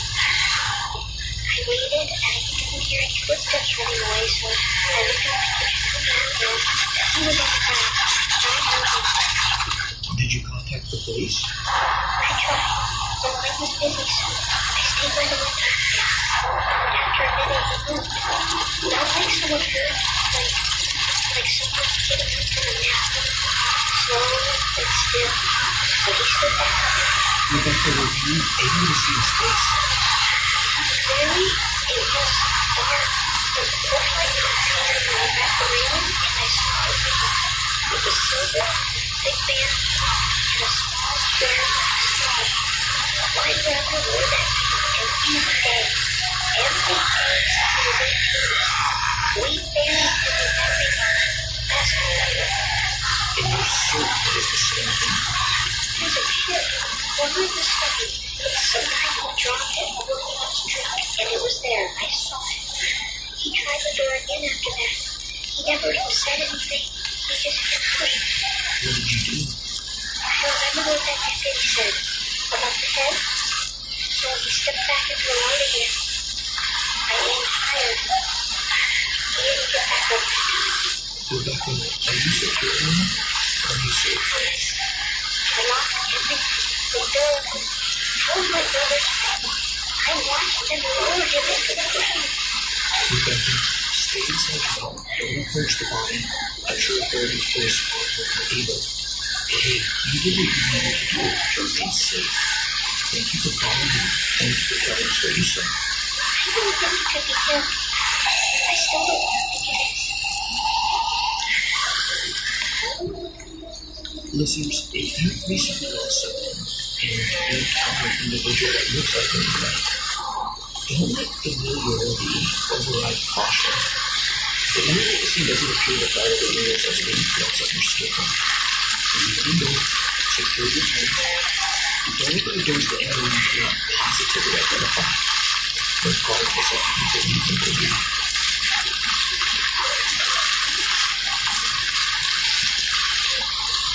Now, Colin, you're on mute. So, my name's Dr. Jennings.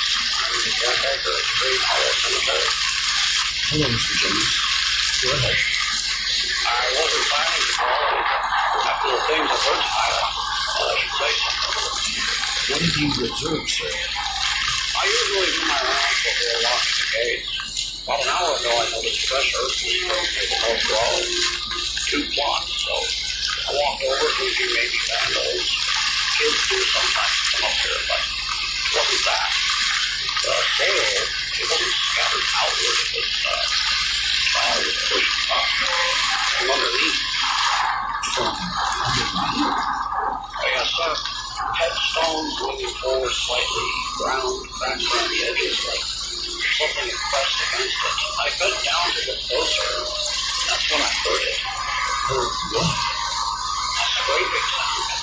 Slow, wet, coming from another plot of duo sound. I didn't want it to.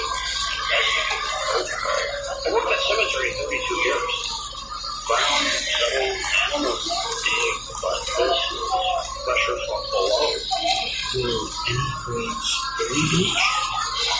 One was over on the far fence. The casket was splintered, not from above, from inside.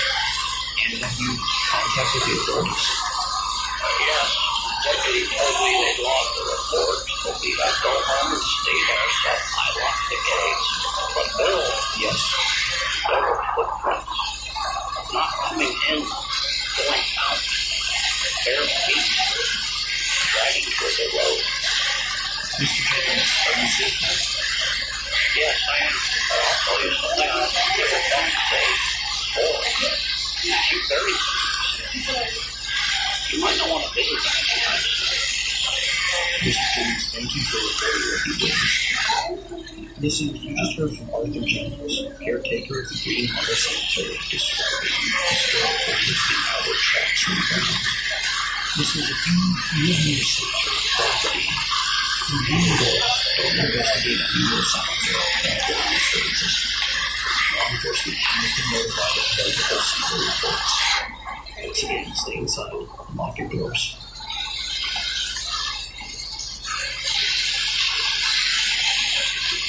Listeners, we're going to pause our broadcast once again for a broader update. In addition to our video tonight, the station has received numerous reports through Eastbound monitoring, wire services, and direct communication with surrounding counties. We're getting some massive vehicle tonight. Earlier this evening, a Pelican Township officer responded to what was believed to be a traffic fatality. The victim was pronounced deceased at the scene. Approximately 12 weeks later, while awaiting transport, the individual reportedly regained motor activity and attempted to stand. 2 officers sustained injuries during the encounter, and all the subject was subdued. In another incident outside Moat 3, a family reported hearing a persistent knock at their southern door. Upon investigation from the window, they observed 3 individuals standing in the yard, one of whom had been buried earlier this year following a construction accident. The figures reportedly made no other communication but they repeatedly approached the limited windows.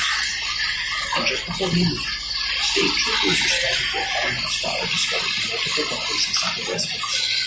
According to early reports, at least 2 of those bodies were locals or moving despite catastrophic injury. These accounts are consistent in one disturbing respect. Individuals who were confirmed deceased and then exhibited complete movement. Authorities have not yet released a definitive scientific explanation. However, there is a developing theory.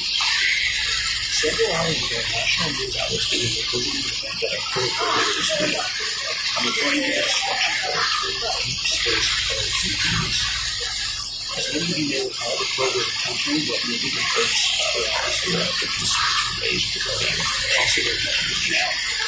Preliminary data suggests that the craft encountered unusually high levels of nuclear radiation over beams. Paralyzed interviews were routine. Several scientists speculated cautiously that if this beam displaced low radiation, it may have contributed to the release of deceased radiation in the To be clear, not all experts agree with this hypothesis. Some researchers argue there is insufficient evidence for the probe to bring events. Others contend that the theory is too coincidental to dismiss. The reason is this: the disturbance began shortly after the probe's destruction. Reports of post-mortem motor activity followed within hours. Whether the radiation acted as a catalyst or whether another cause remains undiscovered has not yet been determined. But many within the scientific community are privately acknowledging the possibility once confined only to theory that recently deceased human bodies are being reactivated, not restored to life to understand, but animated. Without higher reasoning, without representative consciousness, driven by impulsive will and dreams to document. State officials have neither confirmed nor denied the radiation theory. They are urging patients that fellow investigators examine atmospheric samples and hospital data. Until then, we're left with the field observation, and the field observation tells us this: the drug are not released certain. So once again, when you inventory, avoid contact, and do not let the negative without judgment. And keep this frequency tuned. Only your long-term vision is possible.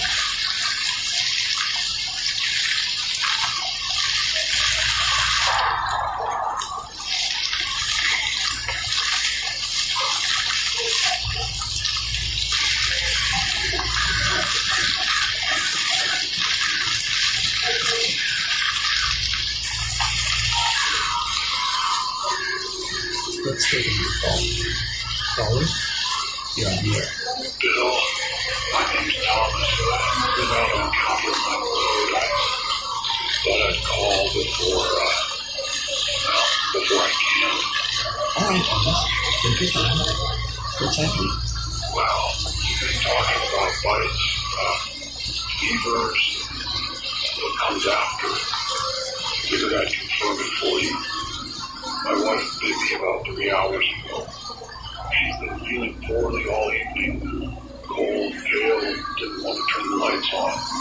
Collapsed around 10. Stopped breathing around 2:15, so I sat with her. I didn't think much about what the radio and the news was saying yet, and she sat up.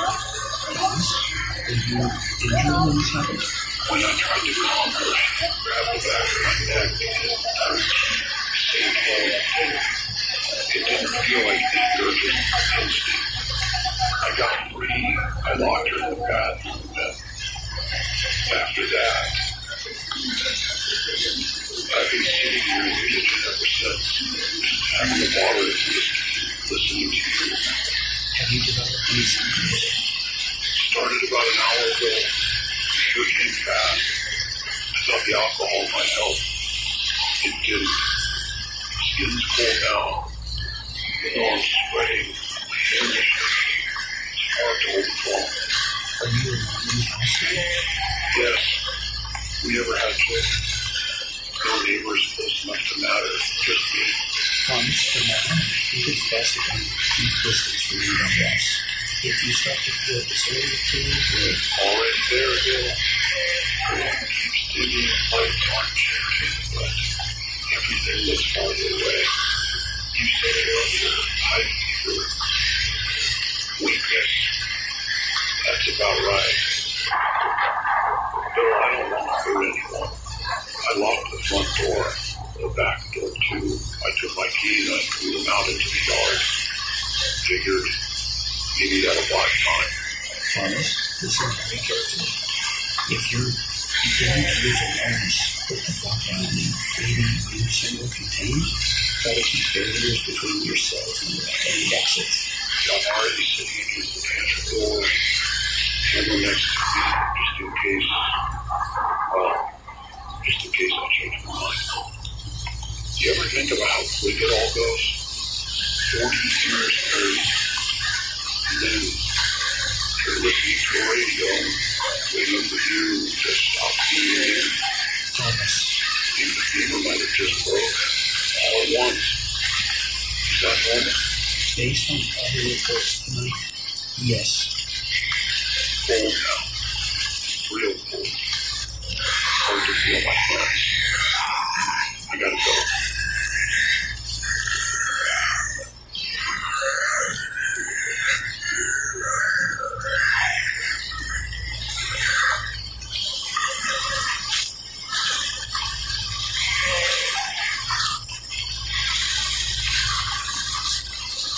We do have another caller on line. Caller? You're on the air. Hello there. This is Professor Alan Whitaker. I teach microbiology at the State University. I don't get held to respond to the radiation. Just to let you know. Professor Whitaker, we do appreciate you calling. Please go ahead. Now, before I say anything, I do want to be clear. I'm not dismissing the possibility that radiation coded to anything. However, the idea that atmospheric radiation is selectively reanimated the space station is scientifically problematic. Problematic in what way?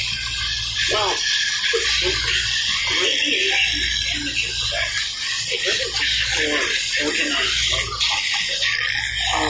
What's being described tonight, coordinated movement, goal-directed behavior, sensory response, it suggests a biological reactivation of dead muscle fibers. So what then? Are you suggesting reflection?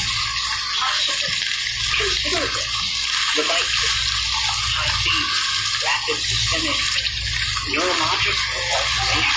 That pattern is far more consistent with an aggressive pathogen brand on radiation. Well, how would that account for those individuals already deceased? That is the troubling question. There are rare organisms, certain parasites, certain viral agents, capable of altering host behavior. In theory, if such an agent were latent within a population, suddenly triggered or accelerated, it could explain synchronized onset. Triggered by what? By radiation exposure? Perhaps, or by something entirely. But giving the probe is correlation is not causation. I believe that the radiation theory provides psychological comfort. It gets above a single mental brain. But if it is microbial origin, it could already be widespread. Professor, are you implying everyone can be infected? No. I'm simply implying we do not yet understand the mechanism. And that uncertainty is more dangerous than any single theory. What would you advise our listeners to do? For now, avoid exposure to bodily fluid, isolate light victims.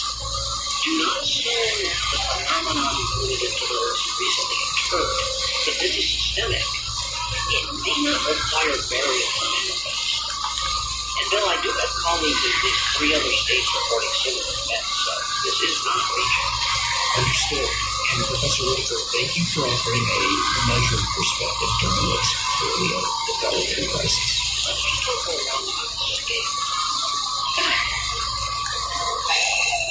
Listeners, that was Professor Alan Whitaker of State University urging caution regarding the alien radiation hypothesis and suggesting possible biological mechanisms. Tonight, we're hearing competing explanations from the same terrifying observations. Radiation from a return space probe, an unknown infectious agent, or perhaps something we haven't yet named. What remains constant is the behavior described in every report. The dead are learning, and the living are becoming vulnerable through contact. We will continue to bring you the current perspectives as they become available. Stay close, stay vigilant. This is Nightmare.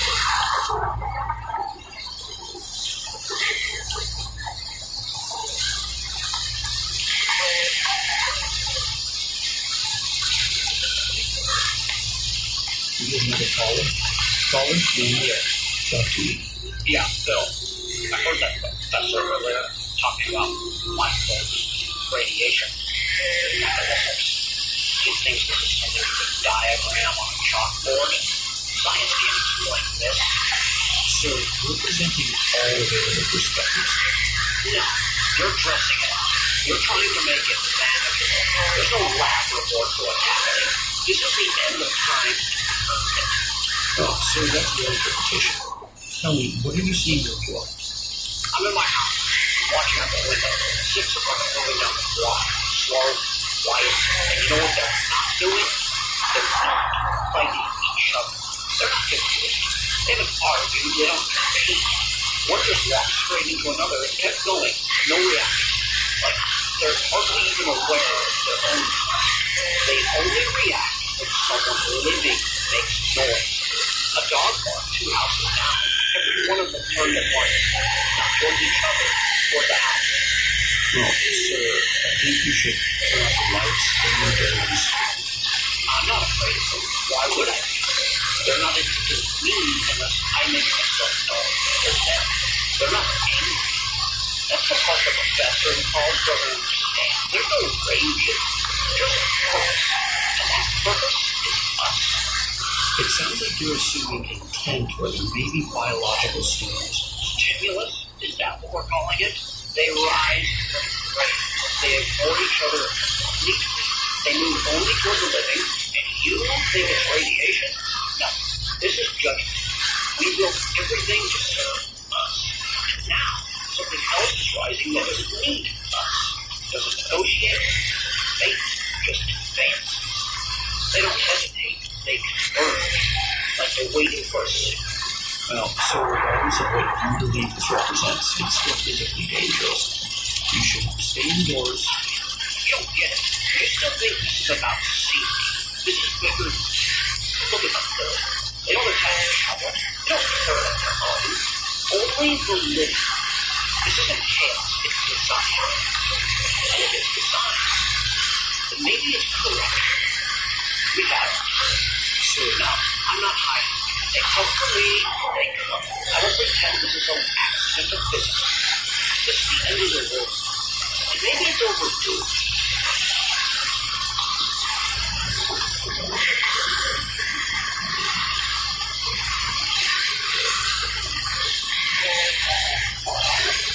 Listeners, we're issuing another consolidated update.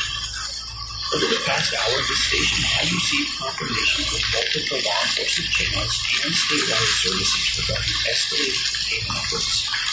Before we outline those measures, I do need to summarize additional verified reports. Deputies in Lincoln County responded to repeated emergency calls from a rural residence. Upon arrival, officers discovered 3 individuals attempting to force entry into a farmhouse. All 3 had previously been pronounced deceased earlier this evening following separate incidents. According to field reports, standard engagement procedures were ineffective. Movement ceased only after direct cranial trauma was administered.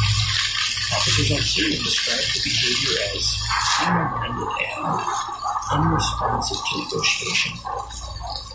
In a separate case outside Brookfield, highway patrol units encountered a stalled school bus blocking a secondary road. The driver, declared deceased at the scene of an earlier collision, is later observed walking along the shoulder of the highway. Several motorists who stopped to assist were injured as the individual approached without warning. Again, movement reportedly stopped only after destruction of the plane. These accounts are consistent with what we heard throughout the night. Now, the containment measures. State police confirm that organized posses are being formed in coordination with county sheriffs. These groups consist of trained law enforcement officers accompanied by vetted civilian volunteers to clear rural terrain. Their objective is to sweep affected areas at first light, neutralize active threats, and secure residential zones. Let me emphasize, these posses are operating under official authority. Citizens are strongly discouraged from forming independent armed groups without direct coordination with law enforcement. Untrained confrontation increases risk. Officers report that affected individuals do not respond to verbal commands, do not retreat under typical force, and do not display aggression toward one another. Their behavior appears directed solely toward living persons and illuminated structures. As a result, residents are urged to review those, avoid drawing unnecessary attention to light or noise, and do not attempt to retrieve bodies from outdoor property. Do not investigate disturbances in fields, cemeteries, or roadways. Law enforcement has further advised that emergency response times may be significantly related to the call volume. If you are injured, isolate immediately. The situation remains fluid, but there are organized efforts underway to contain it. We will continue reviewing verified developments as they transmitted to us. This is Chris Stern. Stay inside, stay quiet, stay with nothing.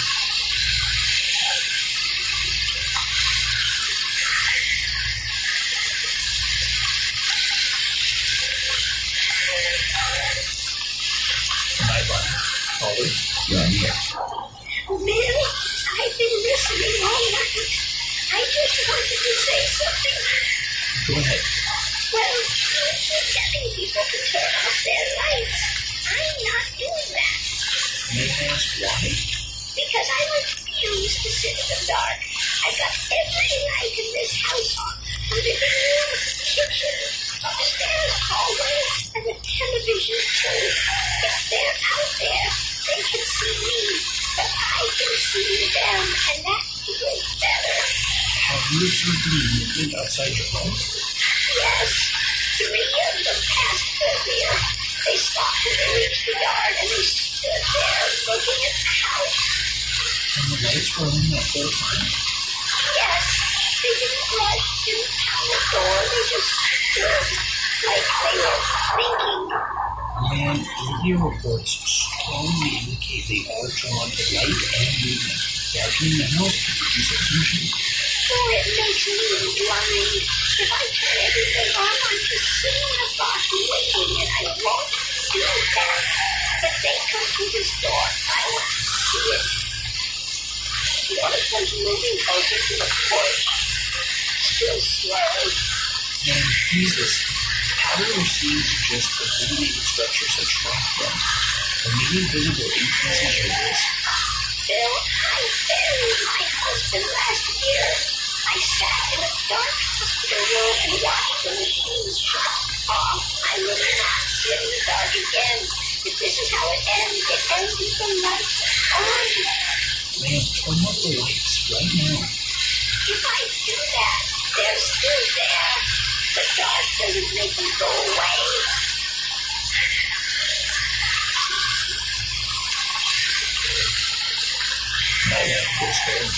Caller, you're on the air. Well, this is Deputy Harris, Carter County Sweep Team around here, Route 9. Just want an update. Deputy Harris, we appreciate you checking in. What's the situation? Got 12 officers and about 8 local volunteers. Daylight, over an hour off. We've been moving through farmland first. Of course, multiple figures drifting between properties. We've engaged 3. Engaged how? Confirmed what you've been hearing all night. Torso shot, ineffective. Head shot, immediate cessation. No hesitation, no retreat. They do not respond to commands. They don't flee. They don't attack each other. Hell, they don't even seem aware of each other. Only us. Deputy Harris, are they increasing in number? Hard to say in the dark. Feels like they're coming from open field posted. Roadways too. They're not running, they're just arriving. We burned 2 earlier after neutralized. Bodies don't move once the brain's destroyed. That part's solid. And do you believe this could be contained? Now, at sunrise, visibility improves. That's in our favor. But Bill, this isn't like a riot or a storm. There's no center to it. They're scattered everywhere. Someone dies tonight, for any reason, they're likely getting backed up. That's the real problem. We're moving. Bill, tell people to stay inside until we clear the area. We don't need crossfire. Understood. Thank you, Deputy Harris, and please stay safe. We'll do what we can.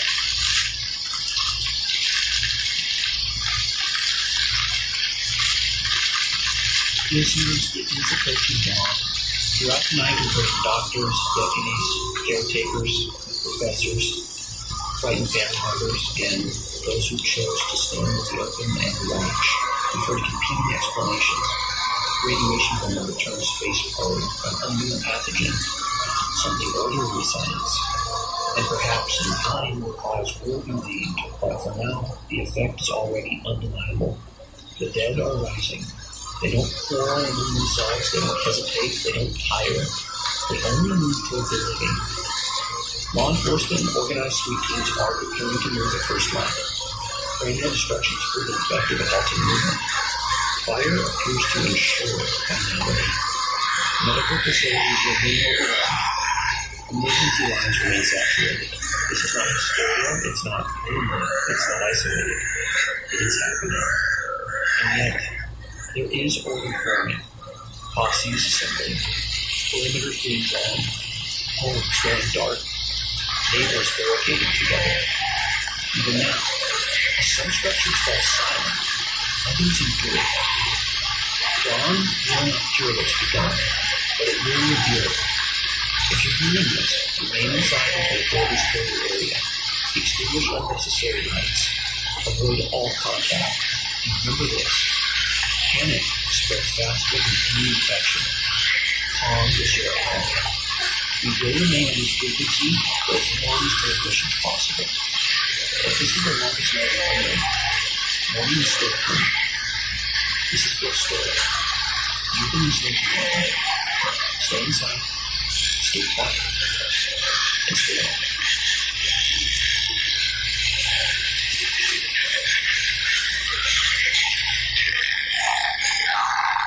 Sometimes life can be a little crazy, but with next spring, develop performance fabric at Ashley, we've got your whole home covered. So you can go back to what you love, messes and all.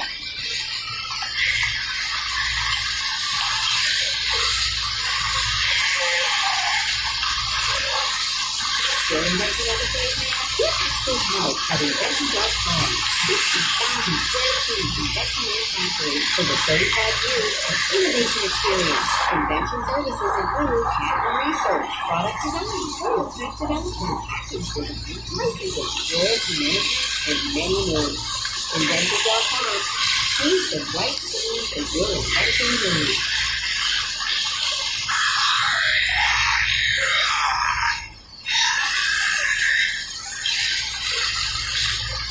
This is Daniel Rothman, and you're listening to 104.7 FM. It's just past 6 in the morning on what should be an ordinary Tuesday, but I'm getting some unusual reports filtering through our news desk. Emily just handed me something that honestly sounds like it belongs in a science fiction novel, but I'm going to read it to you exactly as it came through.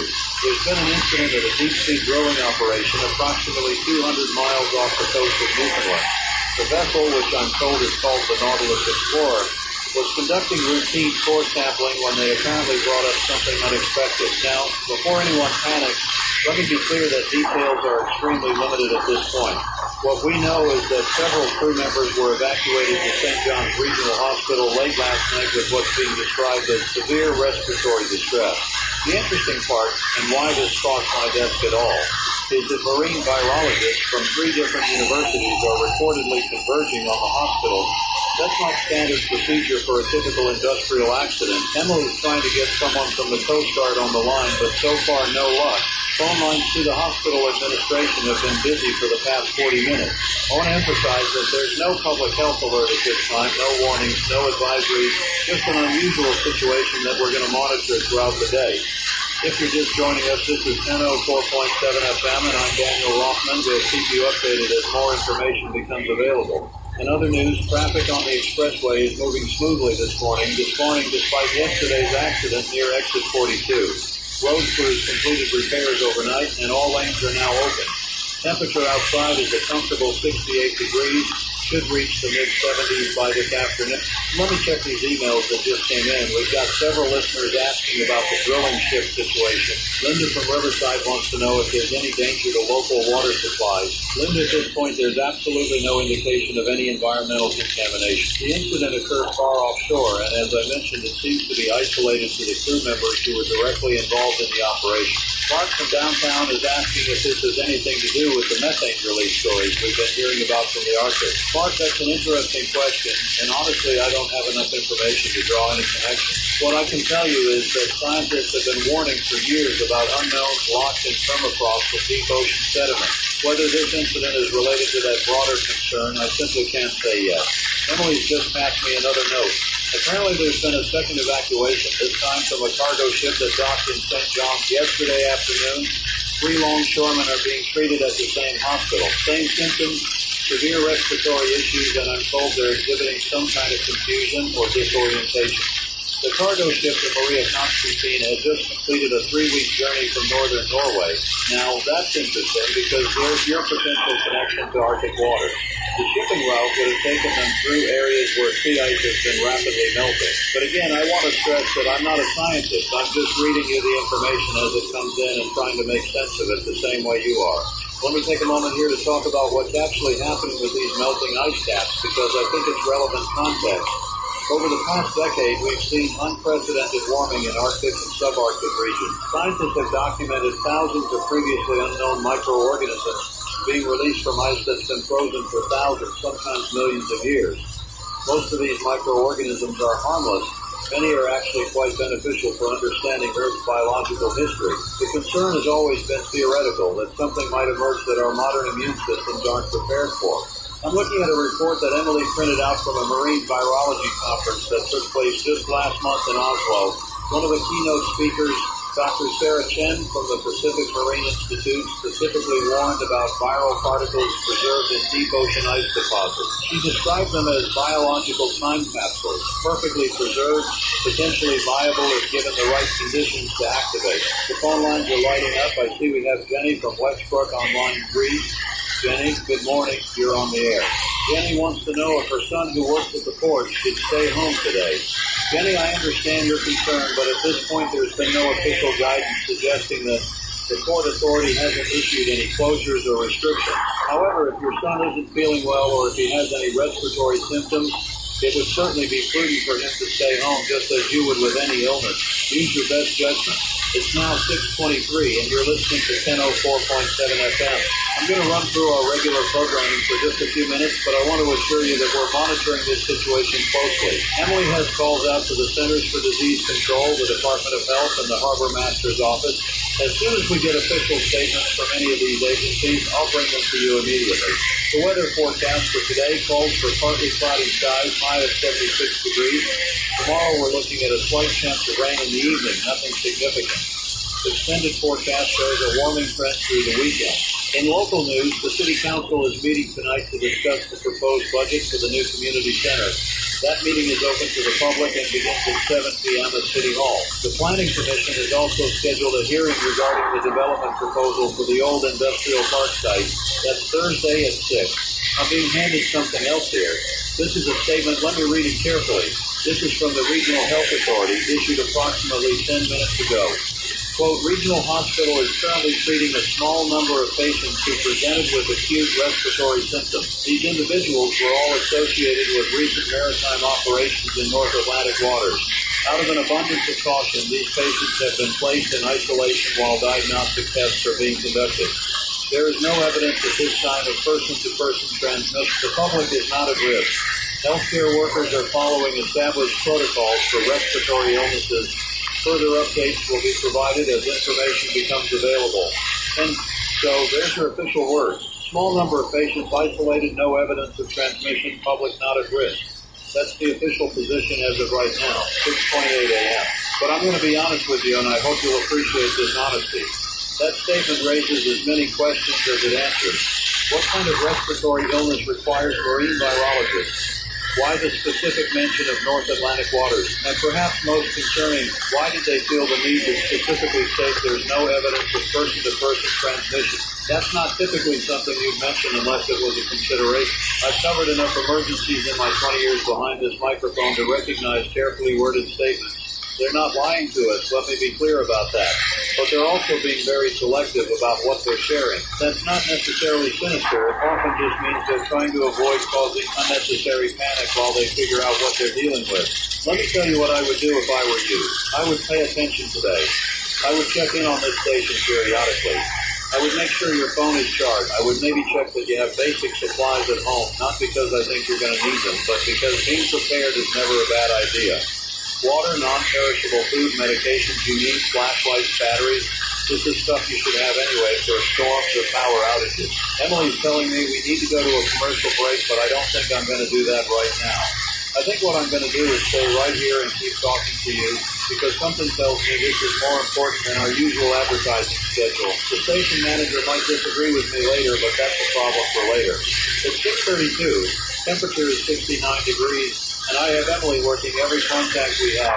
She's been a producer at this station for 8 years, and she knows everyone. If there's information to be had, she'll get it.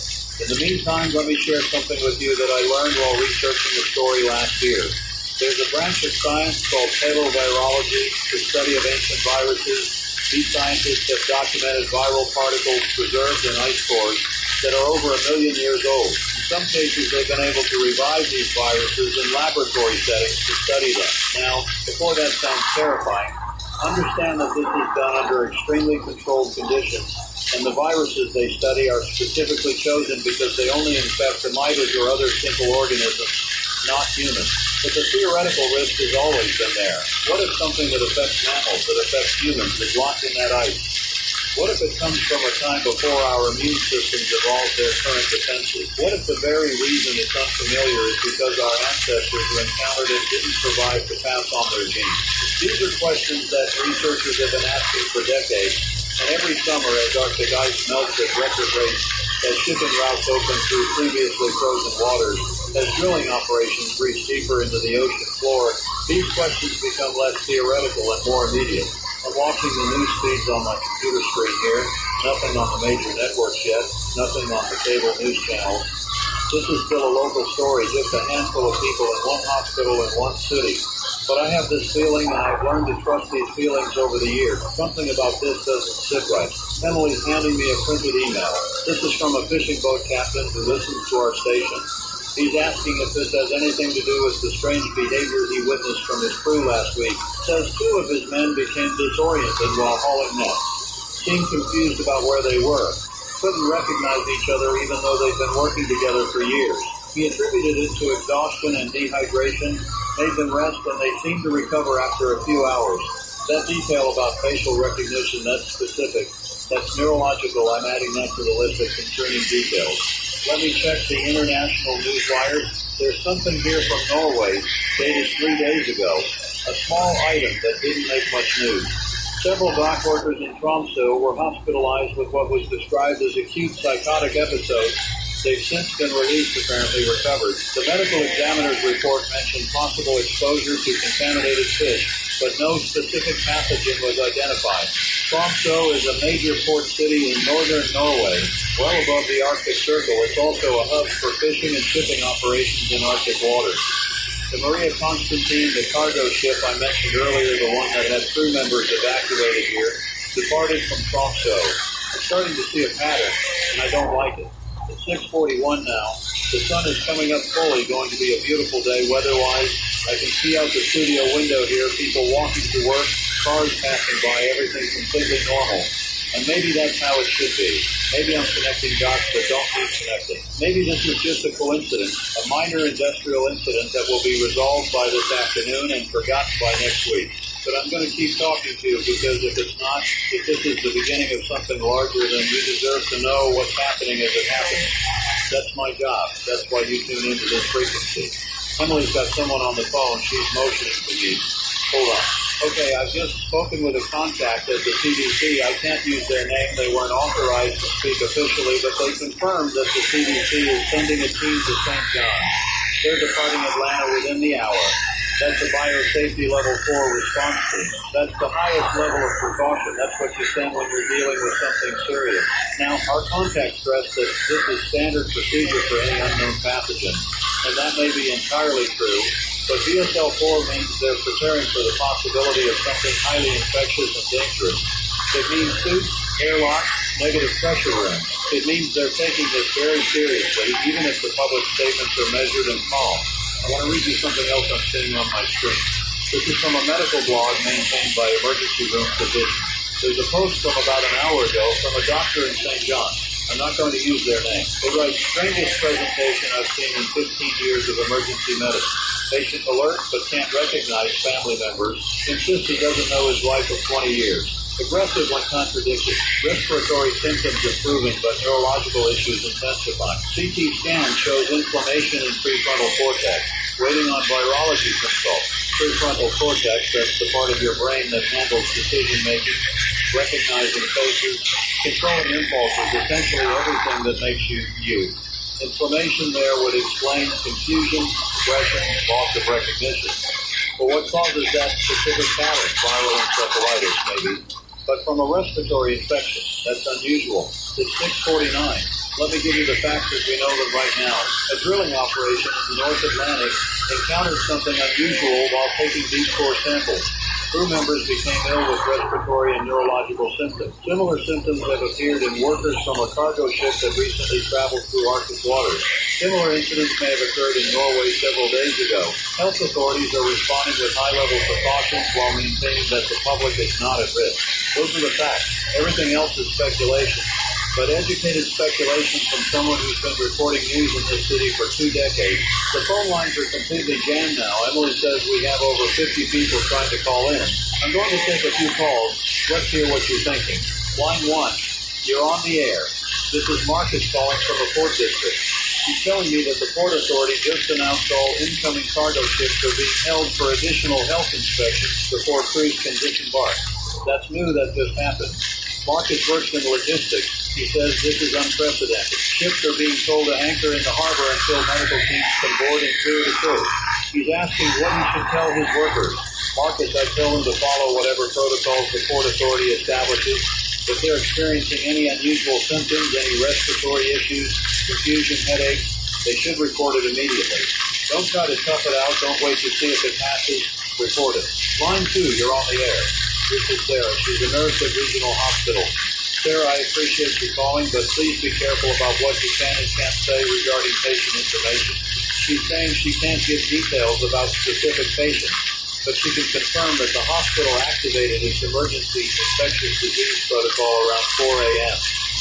Additional staff has been called in. The isolation ward is being expanded. They're running tests that she's never seen ordered before, very specialized viral panels. Sarah's also telling me something interesting. She says the patients are in a strange state. They're physically not that ill. The respiratory symptoms are manageable, but they're not acting right. They're awake, they're talking, but it's like they're not entirely present. They don't seem to understand why they're in the hospital. Some of them are becoming agitated when staff won't let them leave. One patient tried to bite a nurse. That last detail, Sarah, did you say bite? She's confirming. Patient became aggressive when restrained, attempted to bite the nurse's arm. Patient was sedated. This is not behavior consistent with simple disorientation or confusion. This is something else. Sarah, thank you for that information. Please stay safe and please follow every precaution your hospital has in place. It's 7 a.m. exactly. I've been on the air for an hour now, and I think we're watching something develop in real time. I don't want to be alarmist, but I also don't want to downplay what we're seeing. The pattern is concerning. Respiratory illness combined with very specific neurological symptoms, loss of facial recognition, impulse control problems. aggressive behavior, and it's associated with maritime operations in Arctic waters. Let me theorize for a moment and understand this is just me thinking out loud, not official information. If a virus has been locked in permafrost or deep ocean ice for thousands of years, it would need specific conditions to become active. Temperature is an obvious factor.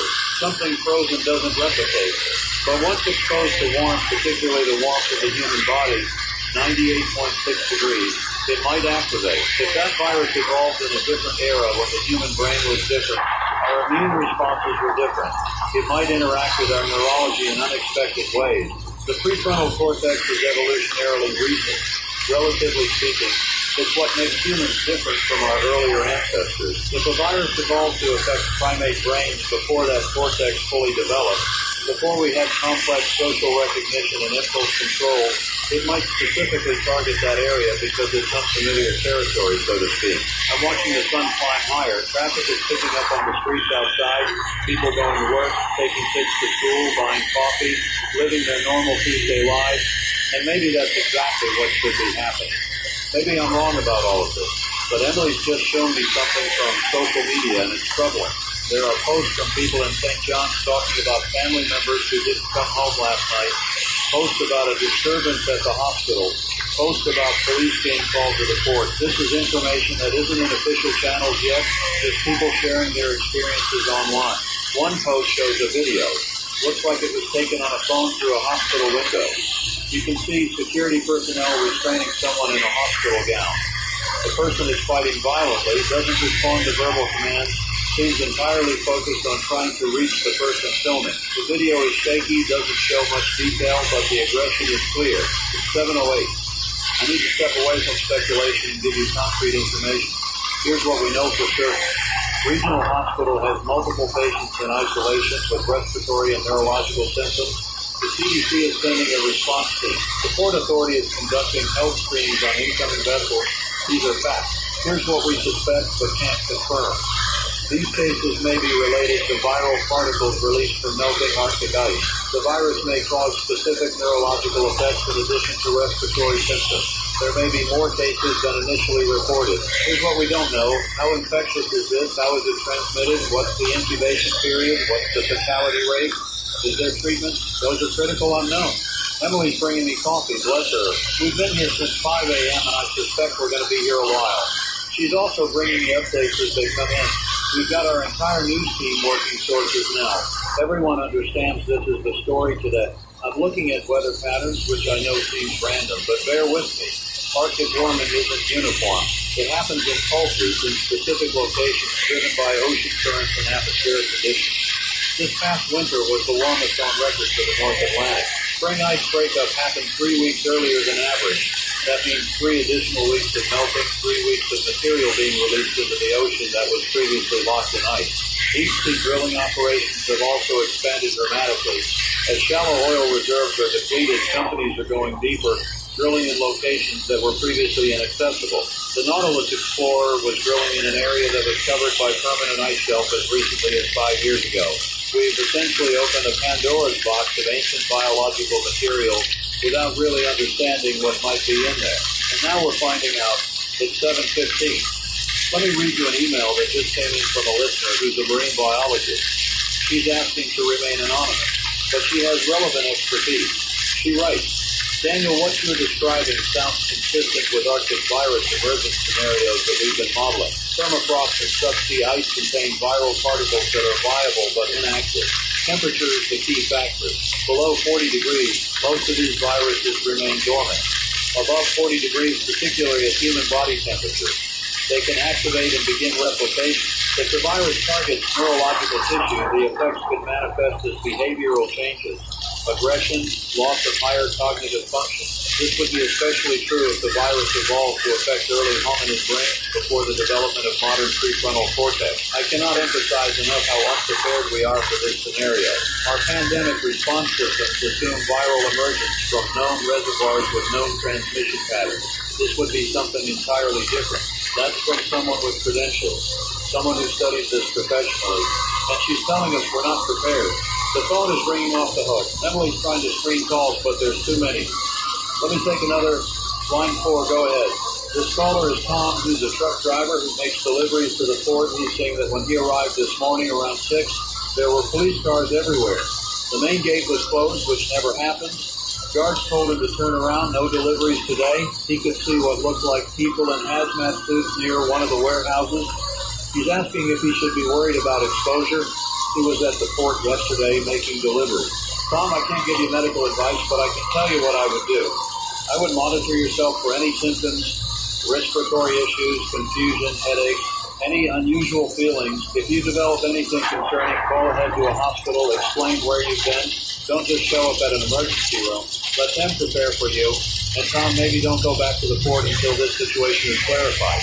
7:23 a.m. I'm going to be straight with you. I think we're past the point where this is just an isolated incident. Multiple cases, aggressive response from health authorities, port closure, CDC involvement. This is an outbreak. Nobody's using that word officially yet, but that's what it is. The question is how big and how containable. If this requires direct contact with contaminated material, if it's not easily transmitted person to person, then maybe it stays small. Maybe it's just the people who were directly exposed through these maritime operations. Maybe we isolate them, treat them, figure out what we're dealing with, and this becomes a footnote in medical journals. But if it transmits person to person, if there's community spread, then we have a much bigger problem. And some of the details we're hearing suggest that's a possibility. Hospital workers in protective gear, expansion of isolation wards, the emphasis in that official statement that there's no evidence of person-to-person transmission. When they feel the need to say that, it usually means they're worried about it. I want to talk about what happens in the brain when the prefrontal cortex is damaged or compromised. This is the area responsible for executive function, planning, decision-making, moderating social behavior. It's what stops you from acting on every impulse. It's what allows you to recognize your loved ones, to navigate complex social situations, to control aggressive urges. People with prefrontal cortex damage can seem normal in many ways.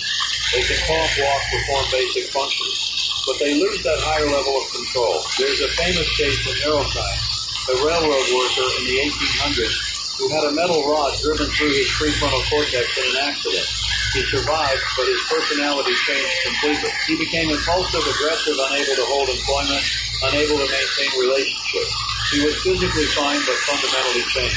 If a virus specifically targets that brain region, you'd see similar effects. People would be mobile, active, but without normal judgment or recognition. They might become fixated on basic drives, feeding for instance, without the normal social controls that govern that behavior. They might not recognize friends or family, might interpret all interactions as threats. Does that sound familiar? Because it should. That's essentially the classic zombie concept, stripped of supernatural elements. It's not reanimation of the dead, it's neurological damage to the living. It's a disease that removes the parts of the brain that make us human while leaving the basic motor functions and drives intact. I'm not saying that's what this is. I want to be very clear about that. But I am saying the symptoms we're hearing about are consistent with that type of neurological damage. It's 7:31. Emily's showing me something on her phone. Social media is starting to catch up with this story. Hashtags are beginning to trend. People in St. John's are posting videos, photos, questions. The story is going to break nationally any minute now, once the major news networks pick it up. Once it hits cable news, the response is going to escalate quickly. I'm trying to get ahead of that. I'm trying to give you accurate information before the rumor mill and the panic set in, because that's what's coming. Once this hits the national conversation, you're going to see everything from measured medical analysis to complete hysteria. You're going to see conspiracy theories. You're going to see political finger-pointing. You're going to see people claiming it's a hoax and people claiming it's the end of the world. What I'm trying to do right here, right now, is give you facts and reasonable analysis so you can make informed decisions. That's all I can do. I can't control this situation. I can't fix it. I can only tell you what I know and what I think it means. Let me take another call. Line 6, you're on the air. This is Jennifer. She's a teacher at an elementary school. She's asking if schools should close. Parents are calling the school office with questions. The principal doesn't have answers. She wants to know what to tell them. Jennifer, officially, there's been no recommendation to close schools, but unofficially, if I had kids, I'd be having a serious conversation about keeping them home today. Not because there's immediate danger, but because this situation is evolving quickly and I'd want to have my family close while we figure out what we're dealing with. That's a personal decision every parent has to make. There's no official guidance yet. 7:37. I'm seeing reports now from other cities. These are unconfirmed, just social media posts and local news items, but there are similar reports from Halifax, from Portland, from Boston. Port workers with unusual symptoms, ships being quarantined, hospitals activating emergency protocols. If this is accurate, and I stress that's if, then this isn't isolated to St. John's. This is multiple port cities along the North Atlantic coast. That would suggest that whatever was released from that drilling operation, or from melting ice more generally, has spread through shipping channels, cargo ships, fishing vessels. Any maritime traffic in those waters could be vectors. The economic implications alone are staggering. The North Atlantic is one of the busiest shipping corridors in the world. If we have to shut down maritime traffic, if we have to quarantine every vessel that's been in Arctic waters, the disruption would be immediate and severe. Supply chains would collapse within days. But that's getting ahead of ourselves. Right now, we're still in the phase of confirming what we're dealing with. Emily's telling me we have someone from the hospital on line 8 who says they have important information. Let me take this. Okay, I've just spoken with Dr. Lisa Martinez. She's an infectious disease specialist at Regional Hospital. She was willing to speak on record, which I appreciate. Here's what she told me. They currently have 11 patients in isolation. 7 are from the Nautilus Explorer crew. 3 are port workers who had contact with the Maria Constantine cargo. And 1 is a family member who visited a patient before isolation protocols were fully implemented. That last one is significant because it suggests person-to-person transmission is possible. All 11 patients show the same symptom pattern. Initial respiratory distress that responds to treatment within a few hours. But as respiratory symptoms improve, neurological symptoms emerge. Confusion, disorientation, loss of facial recognition, increased aggression. CT scans show inflammation focused in the prefrontal cortex and parts of the limbic system. Dr. Martinez said they've never seen this pattern before. The virus, if it is a virus, seems to specifically target these brain regions while leaving most other neurological functions intact. Patients can speak, though their speech becomes less coherent over time. They can move, in fact, they become hyperactive. But they lose the ability to recognize people, to make reasoned decisions, to control aggressive impulses. The doctor also told me that sedation isn't particularly effective. Standard sedatives seem to have reduced impact on these patients. They require much higher doses than normal, and even then the effect is temporary. Several patients have had to be physically restrained. Most concerning, Dr. Martinez said the neurological deterioration seems to progress despite treatment. They've tried antiviral medications, anti-inflammatory drugs, steroids. Nothing is stopping or reversing the brain inflammation. And once that damage occurs, once those neural pathways are disrupted, she doesn't know if recovery is possible. It's 7:46 a.m. on what is turning into a very significant Tuesday. Temperature outside is 71 degrees. Skies are clear, and we're potentially watching the emergence of something unprecedented. I want to take a moment to talk about preparedness, not because I think you need to panic, but because being ready is always smart. If this situation escalates, if we see broader community transmission, authorities may implement various control measures, quarantines, movement restrictions, closures of public spaces. These are standard public health responses to infectious disease outbreaks. If that happens, you want to be able to shelter at home comfortably for at least 2 weeks, ideally a month. That means having adequate food, water, medication. It means having ways to stay informed, battery-powered radios, charged devices. It means having basic medical supplies, first aid kits, fever reducers, things like that. I'm not telling you to go empty the grocery stores. I'm telling you to thoughtfully assess what you have and what you might need. Do it calmly, do it rationally. Don't contribute to panic buying, but don't be caught unprepared either. Also, think about your network. Who do you need to stay in contact with? Elderly relatives, friends with health conditions, anyone who might need help if systems start breaking down. Make sure you have their contact information. Make sure they have yours. In any crisis, community becomes critical. Emily just got off the phone with someone at the City Emergency Management Office. They're convening an emergency session at 8 a.m. Mayor, police chief, fire chief, health department, emergency managers. That meeting wouldn't be happening unless this is serious. We should expect some kind of official statement to come out of that meeting, probably around 9 or 10 this morning. I'm also hearing that the governor's office is being briefed. State-level response is being activated. That could mean National Guard mobilization, state health department involvement, coordination with federal agencies. Again, these are appropriate responses to a potential outbreak, but they also indicate the level of concern among officials. It's 7:53. Let me read you some of the messages I'm getting. People are scared, and I understand that. But I'm also seeing messages from people who are thinking clearly, asking good questions, trying to understand the situation. That's what we need right now.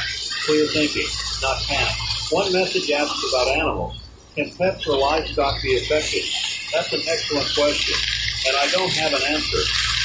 If this is a virus that evolved to affect primate brains specifically, it might not impact other species. But if it's more general in its effects, if it can cross species barriers, that's another concern entirely. Another message asks about incubation period. How long between exposure and symptoms? Again, we don't know yet. From what we've seen, it seems relatively quick.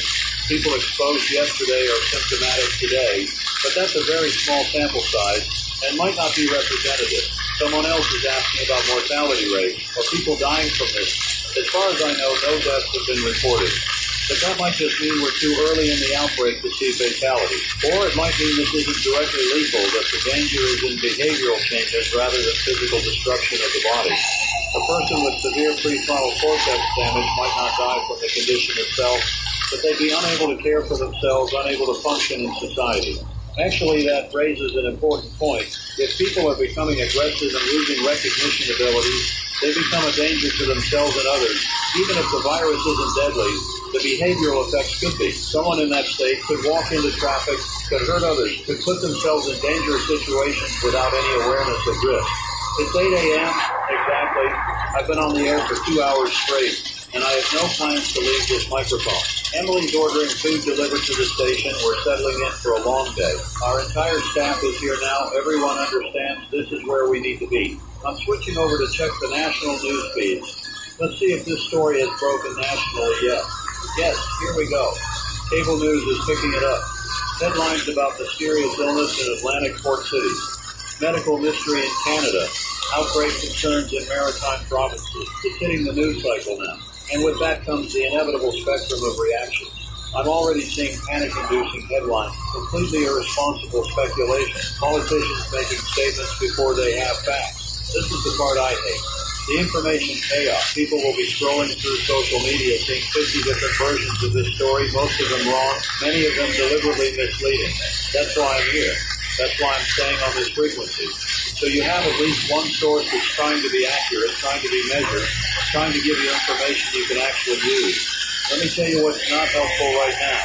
Conspiracy theories about biological weapons, political arguments about who's to blame, religious interpretations about end times, racist attacks on people from affected regions. None of that helps. All of that makes the situation worse by spreading fear and dividing communities when we need to be working together. What is helpful? Following official health guidance when it's issued, checking on your neighbors, staying informed through reliable sources, thinking about vulnerable people in your community, maintaining some semblance of normal routines for children. These are the things that actually matter. 807, Emily's got the police scanner on now. We're monitoring emergency services frequencies. So far, it's been relatively quiet, normal call volume. One call about a disturbance at a clinic, someone refusing to be examined. Another call about a person acting erratically near the waterfront. Could be related, could be coincidence. Hard to say. Traffic cameras show normal morning rush hour. People going to work. The world continues turning even as this develops. That's surreal in a way. Most people in this city still don't know anything unusual is happening. They're drinking their coffee, listening to music, thinking about meetings and errands and regular life things. And maybe that's okay. Maybe most people will go through their whole day without ever being directly affected by any of this. Or maybe by tonight everything will be different. I'm looking at shipping data now. There are currently 47 vessels in our harbor. 23 cargo ships, 12 fishing boats, 8 tankers, 4 cruise ships. Each one of those vessels has a crew. Each crew potentially includes people who've been in Arctic waters, who've been exposed to whatever is in that ice melt. How many of them are symptomatic? How many are in the early stages, not showing symptoms yet, but already infected? The Port Authority's decision to halt disembarkation is starting to make more sense. They're trying to contain this before it gets into the general population. But if people are already symptomatic on those ships, if the crews are confined in close quarters with infected individuals, we're creating outbreak conditions on each vessel. Quarantine is necessary, but it also concentrates risk. 850. Twice as good.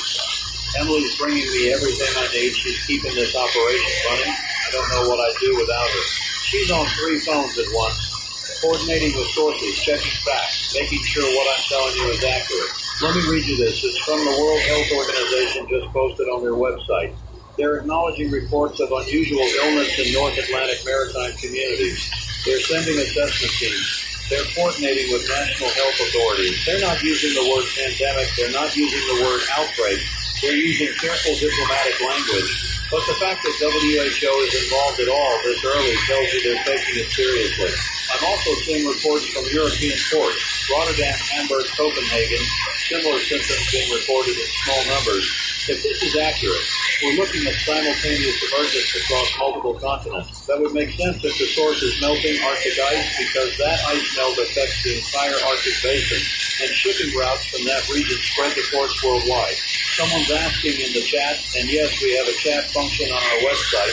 People are asking why this is hitting port cities and maritime workers specifically.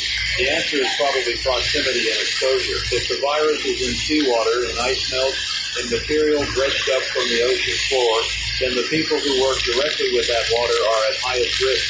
Fishing crews handling catches from Arctic waters, cargo ship crews taking on ballast water, drilling operations, bringing up core samples. These are the frontline exposure points. But once it's in those populations, if it can transmit person to person, then it moves into the broader community.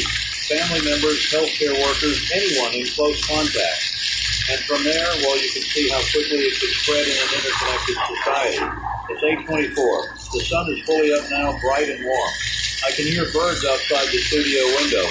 Everything looks so normal out there. That cognitive dissonance is strong. How can the world look so peaceful while we're discussing something potentially catastrophic? I think about other moments in history where people experience the same disconnect. The morning of September 11th, before the planes hit. The day Chernobyl melted down while people in nearby cities went about their routine. The early days of every pandemic, when most people didn't yet realize what was coming. There's always this window where life seems normal even as enormous changes are already in motion. Maybe this time is different. Maybe this gets contained. Maybe we look back next week and laugh at how worried we were. I hope so.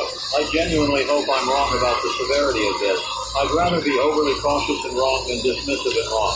But my instinct, based on what I'm seeing, based on the pattern of official responses, based on the symptomology being reported, is that this is serious. This is something new, something we haven't dealt with before, and our existing playbooks might not work. Emily's showing me video from someone's phone in St. John's. This was posted about 20 minutes ago. It shows multiple ambulances outside the hospital, some kind of commotion. Security is keeping people back. You can hear shouting but can't make out the words.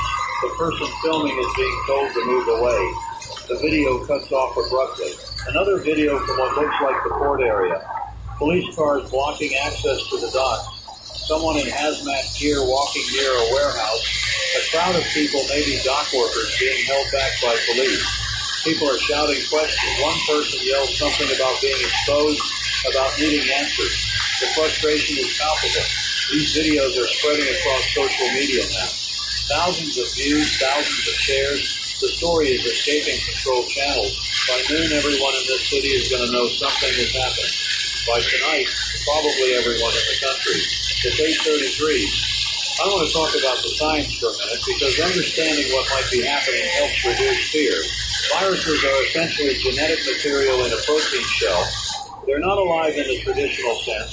They can't reproduce on their own. They need to hijack living cells to replicate. Some viruses are very specific about which cells they target. HIV targets immune system cells.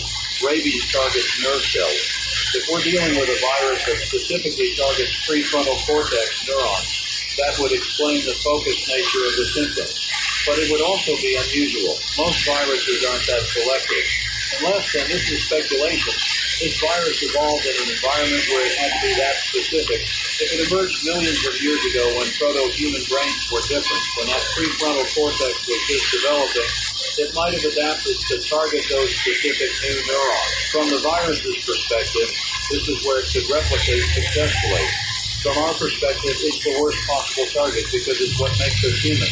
The respiratory symptoms might be incidental or they might be part of the transmission mechanism. Respiratory spread is efficient. If the virus replicates in lung tissue and causes coughing, it gets expelled into the air where others can breathe it in. Once inside a new host, it makes its way to the brain, maybe through the bloodstream, maybe through nerve pathways. There's a documented phenomenon called retrograde transport, where viruses travel along nerve pathways from the periphery to the central nervous system. Rabies does this, traveling from a bite wound up nerves to the brain. If this virus does something similar, if it enters through the respiratory system and then migrates to the brain, that would explain the progression we're seeing. Initial respiratory symptoms followed hours later by neurological effects. It's 8:41. Emily just got off the phone with someone at the emergency management meeting. She can't reveal her source, but she can tell us that the meeting is ongoing and heated. There's debate about whether to declare a local state of emergency. Some officials want aggressive action immediately.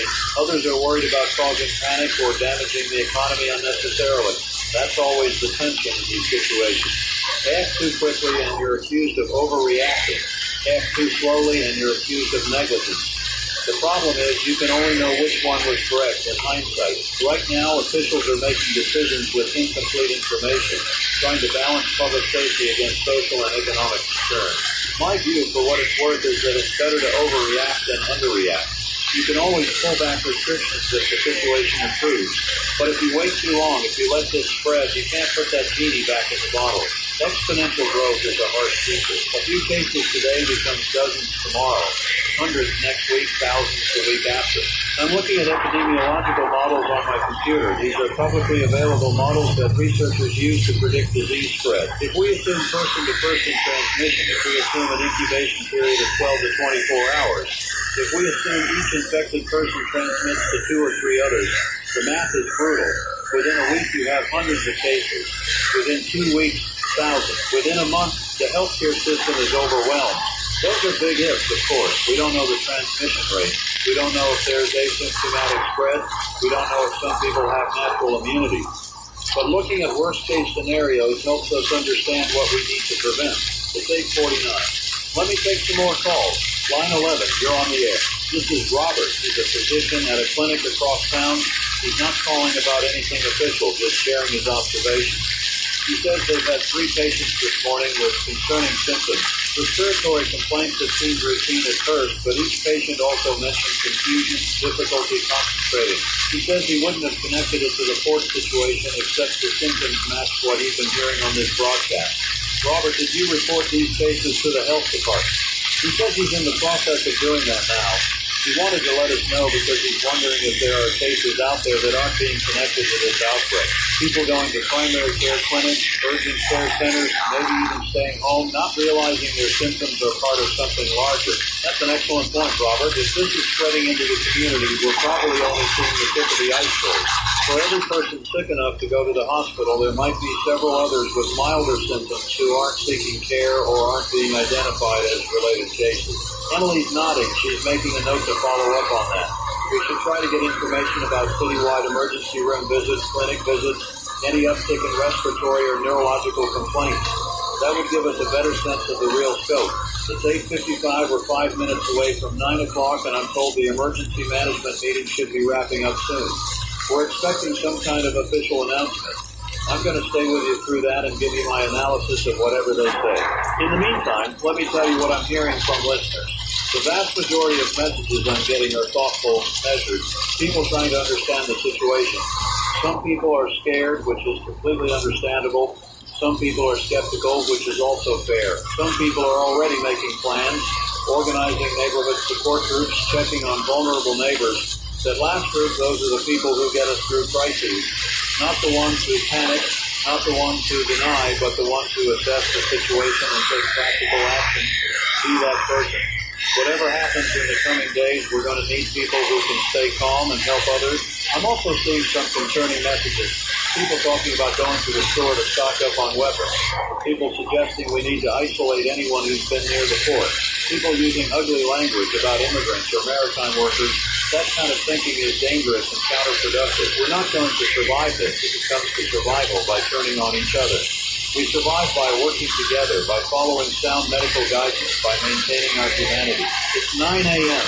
Let's see if we get this official statement. Emily's got the city website up. They said they'd post something at 9. Here we go, something's loading. Okay, this is a joint statement from the Mayor's Office, the Health Department, and Emergency Management. Let me read it in full.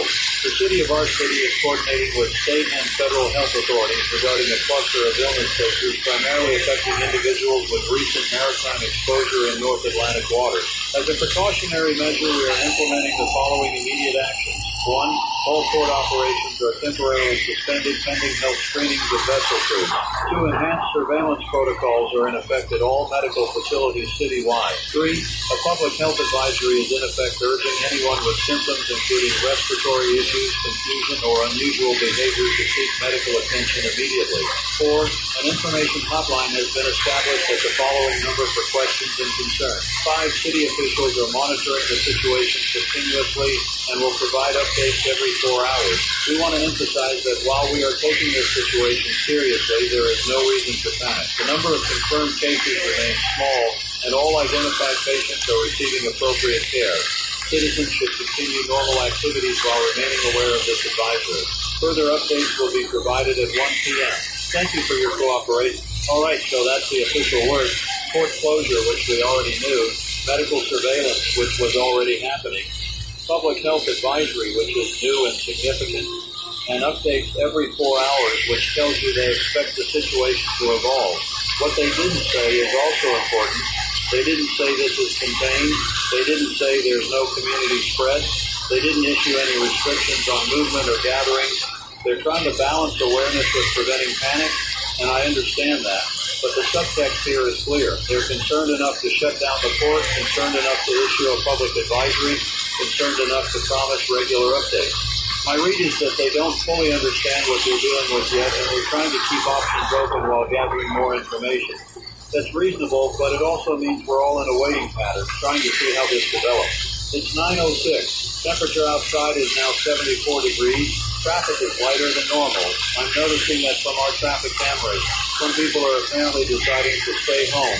Schools are still in session, though I'm seeing reports of higher than normal absence rates. Word is spreading. People are making their own risk assessment. I want to talk about what you should actually do right now, practically speaking. First, if you have symptoms, any symptoms, especially respiratory or neurological, call that hotline. Don't just show up at a hospital or clinic. Let them know you're coming so they can prepare. Second, basic hygiene becomes critical. Wash your hands frequently. Avoid touching your face. If you're going out in public, consider wearing a mask. These are simple measures that reduce transmission of any respiratory illness. Third, stay informed but don't obsess. Check reliable news sources a few times a day. Don't spend all day scrolling through social media panic posts. Fourth, take care of your mental health. This is stressful. Talk to people you trust. Take breaks from the news. Do things that calm you. Emily's just shown me something from social media. There's a video making the rounds supposedly from inside the hospital. I'm not going to share it or describe it in detail, but I will say that if it's authentic, and we can't verify that, it shows a level of patient agitation that's concerning. A healthcare workers in full protective equipment trying to manage someone who's clearly in distress, clearly not in control of their actions. Again, we can't confirm that video's authenticity or context, but it's being widely shared and it's frightening people. This is what happens when official information is limited. The vacuum gets filled with unverified content, some real, some fake, all of it causing anxiety. It's 9:14. Let me check in with our traffic reporter. Actually, we don't have our usual traffic reporter in today. They called in understandably nervous about coming to work, so I'm monitoring traffic myself through city camera feed. As I mentioned, lighter than normal volume on most major routes. The expressway is flowing freely. Side streets look quiet. Some businesses appear to be closed, though it's hard to tell if that's related to the situation or just regular Tuesday closures. The port area is completely locked down. I can see police vehicles blocking all access points. There's what looks like a mobile command center set up near the main gate. Several vehicles that might be from the National Guard, though I can't confirm that from this distance. Downtown area looks fairly normal. Some pedestrian traffic, though, again seems lighter than typical morning rush. Coffee shops appear to be open. Office buildings have people going in and out. For most people right now, this is still just a news story, not something affecting their immediate lives. But I think that's going to change. Whether it changes today or tomorrow or next week, I think we're at the beginning of something significant. I could be wrong. I hope I'm wrong. But everything I'm seeing tells me this is just starting. 9:22. Let me talk about the next 24 to 48 hours, what we should be watching for. First, the number of cases. If we see exponential growth, if tomorrow's case count is significantly higher than today's, that indicates community spread. Second, geographic spread. If cases start appearing in areas with no direct maritime connection, that tells us it's moving through person-to-person transmission. Third, healthcare system capacity. If hospitals start getting overwhelmed, if they run out of isolation rooms or protective equipment, the response has to escalate. Fourth, official response, watch for increasing restrictions. School closures, public gathering bans, mandatory quarantine. Each escalation tells you officials are seeing something concerning in the data. Someone just sent in a question about whether we should leave the city. Should people evacuate? That's complicated. Right now, no, there's no evacuation order, and honestly, leaving might not be safer than staying. If this is spreading through Port City, where do you go? Inland maybe, but you could be bringing the virus with you if you're already infected. Plus, mass movement of people tends to spread disease faster, not slower. Unless there's an official evacuation order, I'd suggest staying put, securing your home and waiting for clearer information. Emily's getting calls from people asking about the radio station. Are we going to stay on the air? The answer is yes, absolutely. We have backup generators, we have supplies, we have a commitment to keeping you informed. As long as we possibly can, you'll hear us on 104.7 FM. That's a promise. It's 9:28. I'm watching the news wires, and the story is spreading faster than the virus at this point. International coverage now. BBC, Al Jazeera, CNN International. Mystery illness in Atlantic ports. Concerns over Arctic virus. Maritime workers affected by unknown pathogens. The framing varies, but the story is essentially the same. Something's emerging from the Arctic. It's affecting people in port cities. Authorities are concerned, but not panicking. The scientific community is weighing in now, too. I'm seeing statements from virologists, epidemiologists, climate scientists. Most are cautious, saying we need more data. Some are more alarmed, pointing out that this is exactly the scenario they've been warning about for years. A few are dismissive, suggesting this might be overblown or misdiagnosed. That range of expert opinion is normal and actually healthy. Science isn't about consensus in the early stages, it's about gathering evidence and testing hypotheses. What concerns me is how quickly this could get politicized. I'm already seeing the beginnings of that. One political party blaming another. Arguments about climate policy. Attacks on specific industries or regulations. None of that helps right now. We need to focus on the medical and scientific realities, not on scoring political points. It's 9:35. Let me read you something from a listener who's a psychologist. She writes, Daniel, I appreciate your measured approach to this situation. As a mental health professional, I want to emphasize the psychological impact of uncertainty. People can handle known dangers better than unknown ones. Right now, we don't know how serious this is, how far it will spread, how it will affect our lives. That uncertainty is exhausting and anxiety-provoking. Encourage people to focus on what they can control, their own behavior, their own preparation, their own social connections. Don't try to control or predict things that are inherently unpredictable. Accept uncertainty as part of the situation. That's excellent advice. Thank you for that. Control what you can, accept what you can't. Simple but profound. Emily's telling me we should take a quick break, let me grab some food, use the restroom, come back refreshed. But I'm hesitant to leave the microphone. What if something breaks while I'm away? What if the situation changes? She's pointing out correctly that I'm no good to anyone if I collapse from exhaustion. Fine. I'm going to step away for 10 minutes. Emily will play some music, something calm, and I'll be right back. Don't go anywhere. I'll be back before you know it. This is Daniel Rothman on 104.7 FM, and we'll be right back. All right, I'm back.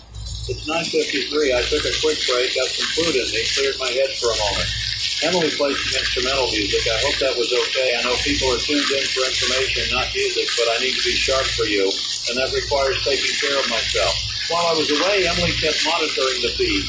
She's telling me there's been no major developments in the last 15 minutes. Case count is still officially at 11 in our city, so that number is probably outdated. The emergency hotline that was set up is apparently overwhelmed with calls.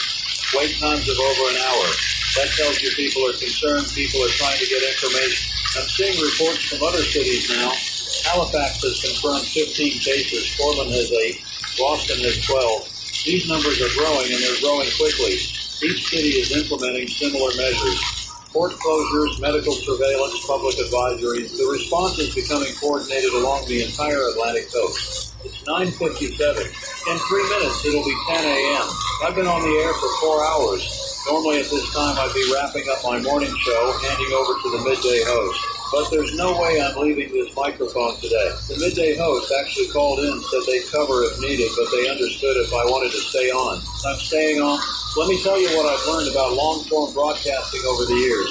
The human voice, consistent and calm, can be an anchor in chaos. During storms, during emergencies, during uncertain times, people tune in not just for information, but for connection. To hear another human being processing the same situation they're experiencing, to feel less alone. That's what I'm trying to provide here. Yes, information and analysis, but also just presence. A voice in the darkness saying, I'm here, we're in this together, we'll figure it out together. It's 10 a.m. exactly, 4 hours into this broadcast, and honestly, it feels like we've been at this for days. Time moves strangely during crisis, minutes drag, hours fly, you lose track. Emily's bringing me water, and I'm realizing I need to pace myself. If this situation continues to develop, if I'm going to be on air for an extended period, I need to think about sustainability. Can't run on adrenaline forever. Let me check the chat on our website. People are asking good questions. Someone wants to know about water safety. Is tap water safe to drink? As far as we know, yes. Water treatment plants are operating normally. There's no indication of water contamination. If that changes, authorities will issue a boil water advisory. Another person asked me about pets. Should they be kept inside? Again, no guidance on that yet. We don't know if animals can be affected or if they can carry the virus. If I had pets, I'd probably keep them close just to be cautious, but that's personal preference, not medical advice. Someone else asking about mail and packages. Can the virus survive on surfaces? That's a key question we don't have answers to yet. Most respiratory viruses can survive on surfaces for varying lengths of time. Hours to days, depending on the virus and the surface. Basic precaution would be to wash your hands after handling mail or packages, maybe disinfect high-touch surfaces. These are good practices anyway. It's 10:07. I'm looking at video feed from downtown. There's definitely a shift happening. More stores are closing. You can see people on the street, but they're moving with purpose, not casually strolling. People are heading somewhere specific, not just out for a morning walk. Body language is different too. People giving each other more space, less social interaction, everyone a bit more guarded. This is how it starts, not with dramatic collapse, but with subtle changes in behavior. A little more caution, a little more distance, a little less trust. Society beginning to contract, to pull inward. The economic impact is going to be severe, even if the health situation stabilizes. Every day the port is closed costs millions. Supply chains are disrupted. Ships are sitting in harbor, unable to unload cargo. Other ports are going to be reluctant to accept vessels from this region. Tourism will collapse. Conventions will be canceled. Business travel will halt. We could be looking at significant economic contraction, possibly recession, depending on how long this lasts and how far it spreads. But that's tomorrow's problem. Today's problem is understanding the medical situation and keeping people safe. It's 10:15. Emily is showing me something from the CDC. They posted preliminary information about what they're calling North Atlantic Respiratory Syndrome, or NARS. They're not calling it that officially yet, just using it as a working designation. The fact that they're naming it suggests they believe it's distinct from known illnesses. The CDC bulletin confirms what we've been reporting. Novel virus, likely of ancient origin, possibly released from melting permafrost or subsea ice deposit. Transmission appears to be respiratory. Incubation period estimated at 6 to 36 hours. Symptom progression from respiratory to neurological. No treatment protocol established yet. They're recommending standard respiratory illness precautions, isolation of symptomatic individuals, and heightened awareness among healthcare providers. What they're not saying yet is how serious this is on a scale of seasonal flu to pandemic threat. But the level of mobilization suggests they're treating it as potentially very serious. It's 10:22. Let me take another call. Line 17, you're on the air. This is Maria. She's a nurse practitioner. She wants to share something she noticed. She says over the past week, she's had several patients with what seemed like minor confusion or mild cognitive issues. She didn't think much of it at the time, attributed it to stress or lack of sleep. But looking back now, knowing what we know, she's wondering if those were early warning signs. Subtle neurological effects that didn't seem significant at the time, but might have been the leading edge of this outbreak. Maria, that's a really important observation. Are any of those patients willing to be tested or reevaluated? She says she's trying to contact them now. Some aren't answering their phones, which is concerning in itself. Others have said they feel fine. The confusion passed. She's not sure if they recovered or if they're now in a more advanced stage where they don't recognize they have a problem. It's a disturbing thought. If part of the neurological damage is lack of insight, lack of awareness that something's wrong, then infected individuals might not seek help. They might continue normal activities, potentially spreading the virus while being genuinely unaware they're ill. That makes containment exponentially more difficult. It's 10:29. I want to go back to the science for a moment because understanding helps reduce fear.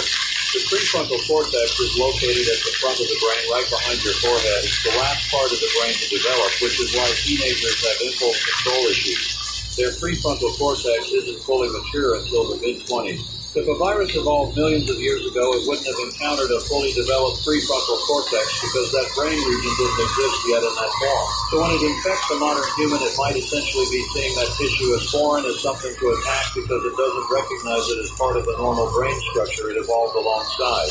That's speculative, but it provides a framework for understanding why we see such specific neurological symptoms.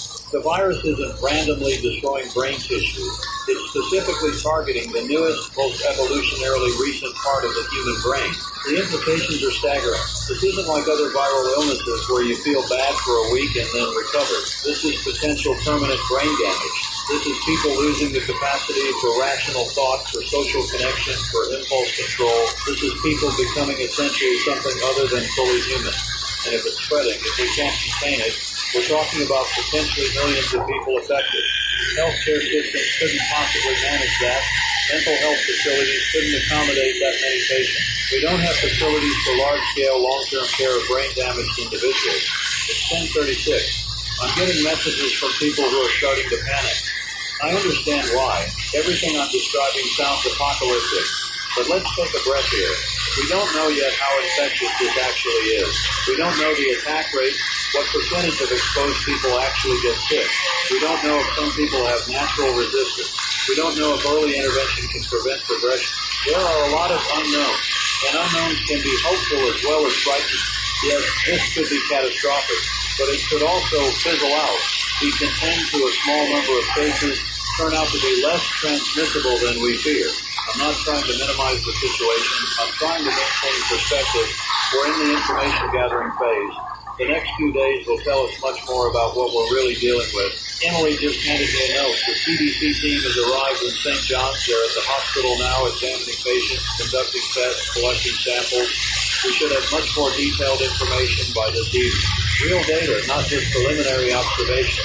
That's the silver lining in modern crisis response. We have incredible diagnostic tools, international cooperation, rapid information sharing. If there's a way to understand and combat this virus, we'll find it. The question is whether we find it fast enough. It's 10:43. Traffic is getting even lighter outside. I'd estimate we're at maybe half of normal volume now. Word is spread enough that people are making decisions to stay home.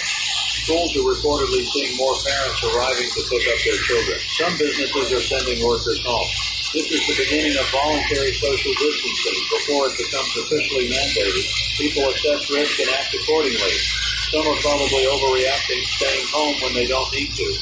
Others are probably underreacting, going about their business when they should be more cautious. Most are somewhere in between, trying to balance normal life with reasonable precaution. I'm seeing photos from grocery stores. Some stores are getting crowded, people stocking up, not panic buying yet, not empty shelves, but definitely increased traffic. People buying water, canned goods, basic. Smart, actually. Better to do that now while supplies are available and while you can shop calmly. It's 10:49. Let me address something I'm seeing in the chat.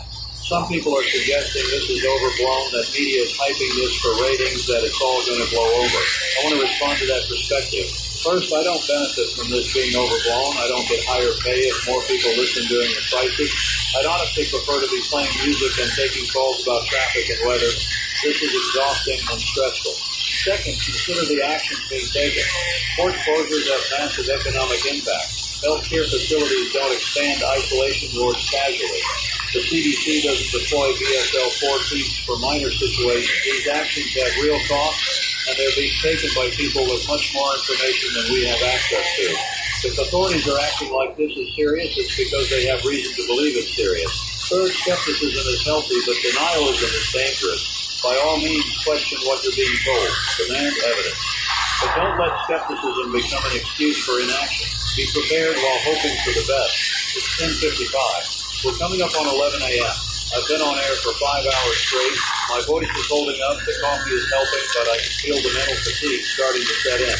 The challenge is maintaining focus and clarity when you're processing this much information this quickly. Emily just brought me a sandwich. She's amazing taking care of practical details while I focus on broadcasting. I'm eating on air. Sorry if that's unprofessional, but I don't want to take another break. Let me tell you what the station looks like right now. We're in a converted warehouse building near downtown. The studio is on the second floor, big windows overlooking the street.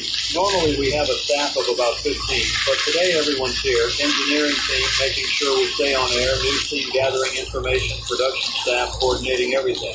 Everyone understands this is where we need to be. We've set up cots in the conference room. If this goes long and people need to stay here overnight, we're prepared for that. We have food, water, medication. We've basically turned the station into a mini operations center. It's 11 a.m. exactly. Let me give you a summary of where we stand. Confirmed cases in our city, 11 official, likely more unreported. Similar numbers in other Atlantic port cities. Total regional cases probably in the hundreds at this point. Virus appears to be of ancient origin. Released from Arctic ice deposits. Transmission is respiratory. Symptoms progress from respiratory to neurological. No treatment currently available. Authorities are implementing containment measures. Public is advised to avoid crowds, monitor for symptoms, seek medical attention if concerns arise. That's the situation as of 11 a.m. Tuesday morning. By tonight, those numbers will likely be different, possibly significantly different. That's what exponential growth looks like. It doesn't feel fast when you're in it, but when you look back, you realize how quickly things change. Emily's indicating we have someone important on line 23. Let me take this, okay? I just spoke with Dr. Raymond Chen. He's a virologist with the National Institute of Health. He couldn't give me specific patient information, but he could talk about the virus generally. Here's what he told me. The virus is indeed ancient. Genetic analysis suggests it's at least 50,000 years old, possibly much older. It's unlike any currently circulating virus, which is both good and bad. Good because it means our testing can clearly identify it. Bad because it means we have no existing immunity, no treatment specifically designed for it. The virus appears to be activated by temperature. It remains dormant below 40 degrees Fahrenheit, but becomes active in warmer environments, particularly at human body temperature. This explains why it was harmless while frozen, but dangerous once inside a human host. The neurological targeting is real, and it's specific. The virus crosses the blood-brain barrier and preferentially infects neurons in the prefrontal cortex and limbic system. Why it targets those areas specifically, they don't fully understand yet. But the effect is clear, progressive loss of higher cognitive function while basic drives and motor skills remain intact. Dr. Chen wouldn't speculate on fatality rate or long-term prognosis.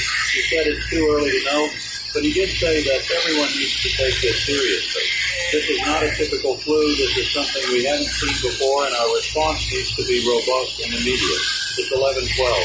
That conversation with Dr. Chen clarified some things, but also made the situation feel more real, more serious. When you talk to someone with that level of expertise and you hear the concern in their voice, even as they're trying to remain professional, it impacts you. I want to talk about what life might look like over the next few weeks if this continues to escalate.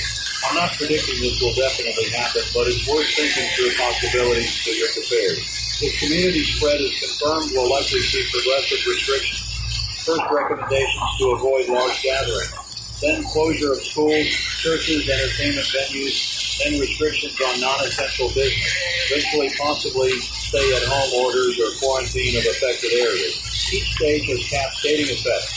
Closed schools and parents need child care or need to stay home from work. Closed businesses and people lose income. Supply chains are disrupted. Restrict movement and essential services become strained. It's all interconnected, which means problems in one area create problems everywhere. The key is to implement restrictions early enough to prevent spread, but not so aggressively that society can't function. That's an incredibly difficult balance, and one that authorities struggle with in every pandemic. It's 11:20. I'm watching social media, and the tone is shifting. Earlier it was confusion and curiosity. Now it's concern and fear. People are sharing personal stories.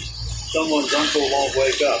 Someone's coworker started acting strange and had to be restrained. Someone's neighbor was taken away by ambulance. These personal accounts are powerful because they're real. They're not statistics. They're people in your community experiencing this directly. And as these stories multiply, as everyone knows someone who's affected, the reality sinks in. This is happening. This is real. This is in our city, in our neighborhoods, maybe in our homes. I'm also seeing misinformation spreading, fake cures, conspiracy theories, deliberately misleading content. Someone's claiming the virus is a bioweapon. Someone else is saying it's a hoax. The government is using it as an excuse for control. Someone's selling supplements they claim provide immunity. Please be skeptical of that content. Verify information through reliable sources. The CDC, WHO, local health departments. Established medical institutions. Don't trust random social media accounts or conspiracy websites. In times of crisis, people exploit fear for profit or attention. Don't fall for it. It's 11:28. Emily's telling me the 1 p.m. update from city officials has been moved up to noon. That change itself is significant. They're accelerating the information schedule, which usually means the situation is developing faster than expected. We've got 32 minutes until that update. In the meantime, let me take more calls. Line 25, you're on the air. This is David. He's calling from a suburb about 15 miles from downtown. He says his neighborhood is organizing a community response. They're creating a phone tree identifying vulnerable residents who might need help, discussing how to support each other if things get worse. He's asking if I think that's a good idea. David, I think that's an excellent idea. Community networks are going to be critical. The more connected you are with your neighbors, the better you'll all do, regardless of how this develops. Just make sure you're following health guidance, not inadvertently spreading infections through well-meaning but unsafe contact. David's also asking about firearms. Several people in his neighborhood are talking about protecting their homes. He's uncomfortable with that conversation. David, I understand the impulse people have to want to protect themselves, but I'd caution against letting fear drive decisions about weapons. Right now, we're not in a lawless situation. Police are still functioning. Society is still introducing more weapons into a tense situation often makes things worse, not better. Focus on practical preparations, community building, and following official guidance. That's going to be more useful than stockpiling weapons. It's 11:34. I'm seeing reports from hospitals that they're starting to run low on certain supplies. Protective equipment specifically. Masks, gowns, gloves. These items were already in high demand due to other factors, and now with the need to isolate and treat potentially dozens or hundreds of patients, supplies are depleting quickly. This is a systemic vulnerability we've seen in previous outbreaks. Modern hospitals operate on just-in-time supply chains. They don't have warehouses full of extra equipment. They rely on regular deliveries. When demand spikes suddenly, the system can't keep up. Healthcare workers are being asked to conserve supplies, reuse items when safe to do so, improvise when necessary. That puts them at increased risk. These are the people on the front lines, the ones who will be exposed to the highest concentrations of the virus, and we're asking them to do it with inadequate protection. That's not right, but it's the reality we're facing. It's 11:40. I need to talk about something difficult. We need to start thinking about triage, about how healthcare resources are allocated when demand exceeds capacity. This is an uncomfortable topic, but an important one. If hospitals become overwhelmed, if there are more patients than beds, more patients than ventilators, more patients than staff can safely manage, decisions will have to be made about who receives care. These decisions are typically based on medical criteria: who has the best chance of survival, who needs immediate intervention versus who can wait, who requires resources that are in short supply. It's brutal calculus, and it's the kind of thing healthcare workers train for but hope never to use. In a normal situation, everyone who needs care receives it. In a crisis, that's not always possible. I'm not saying we're at that point. I'm saying it's something to be aware of, something to understand as part of the broader crisis response. If you or a loved one needs medical care and you're told to wait, it's not because medical staff don't care. It's because they're triaging, making impossible decisions about how to do the most good with limited resources. It's 11:47. We're 13 minutes from the city's noon update. Emily's setting up the stream it live so we can listen together and I can provide analysis. Let me use these remaining minutes to talk about mental health because that's going to be increasingly important. Anxiety is spiking. People are scared for themselves, for their families. Sleep is being disrupted. Normal coping mechanisms are strained. If you're feeling overwhelmed, that's completely normal. This is an overwhelming situation. Some things that might help. Maintain routine as much as possible. Sleep and wake at regular times, eat meals, exercise if you can, even just a walk. Stay connected with people you trust, even if just by phone. Limit your news consumption. You don't need to follow every update every minute. Check in a few times a day and then step away. Find activities that calm you. Reading, music, hobbies, whatever works. For children, maintain as much normalcy as possible. Answer their questions honestly, but at an age-appropriate level. Reassure them that adults are working to keep everyone safe. Keep their routine stable. School might be canceled, but bedtimes and mealtimes can stay consistent. For people with existing mental health conditions, this crisis might exacerbate symptoms. Depression might deepen. Anxiety might spike. If you're on medication, make sure you have adequate supply. If you have a therapist, stay in touch, maybe schedule extra sessions by phone. Don't try to tough it out alone. It's 11:53, 7 minutes to noon. I can see the City Hall website is preparing something. There's a live stream starting soon message. Emily's got it ready to broadcast through our system. I'm thinking about how to structure the rest of the day. After this update, we'll have more information. That should guide the next several hours of coverage. If the situation is stabilizing, we could probably ease back a bit, give people some relief from the intensity. If it's escalating, we stay in crisis mode. Emily's indicating she's ready when I am. Let's go to the city's noon update. All right, the stream is started. This is coming from City Hall. I can see the council chambers. There's the mayor, the police chief, the health department director, and someone I don't recognize might be a state official. Mayor is speaking first. He's acknowledging the concern in the community. He's thanking first responders and healthcare workers. Now he's getting to the update. He says the number of confirmed cases in the city has risen to 47. That's up from 11 this morning, so we're seeing significant growth. 47 confirmed. He stresses means tested and verified. There are likely additional cases that haven't been tested yet. 3 individuals have been transported to a specialized facility outside the city for advanced care. He's not specifying where or why, but reading between the lines, I guess these are the most severe cases, possibly cases where patients became dangerous to themselves or others. The port remains closed. No timeline for reopening. All maritime workers who've been in contact with affected vessels are being tested and monitored. Now, the health department director is speaking. She's a capable woman. I've interviewed her before on health issues. She's explaining that they're implementing contact tracing for all confirmed cases. Anyone who's been in close contact with a confirmed case will be notified and asked to self-isolate for 72 hours while being monitored for symptoms. She's also announcing that 2 emergency treatment centers are being established, one at the convention center, one at a closed hospital on the north side of town. These will provide surge capacity if the hospital becomes overwhelmed. They're being equipped with isolation rooms, medical supplies, staffed by activated National Guard medical personnel and volunteer healthcare workers. The police chief is speaking now. He's assuring the public that law enforcement is operating normally. They've not seen significant crime increases, no breakdown of public order.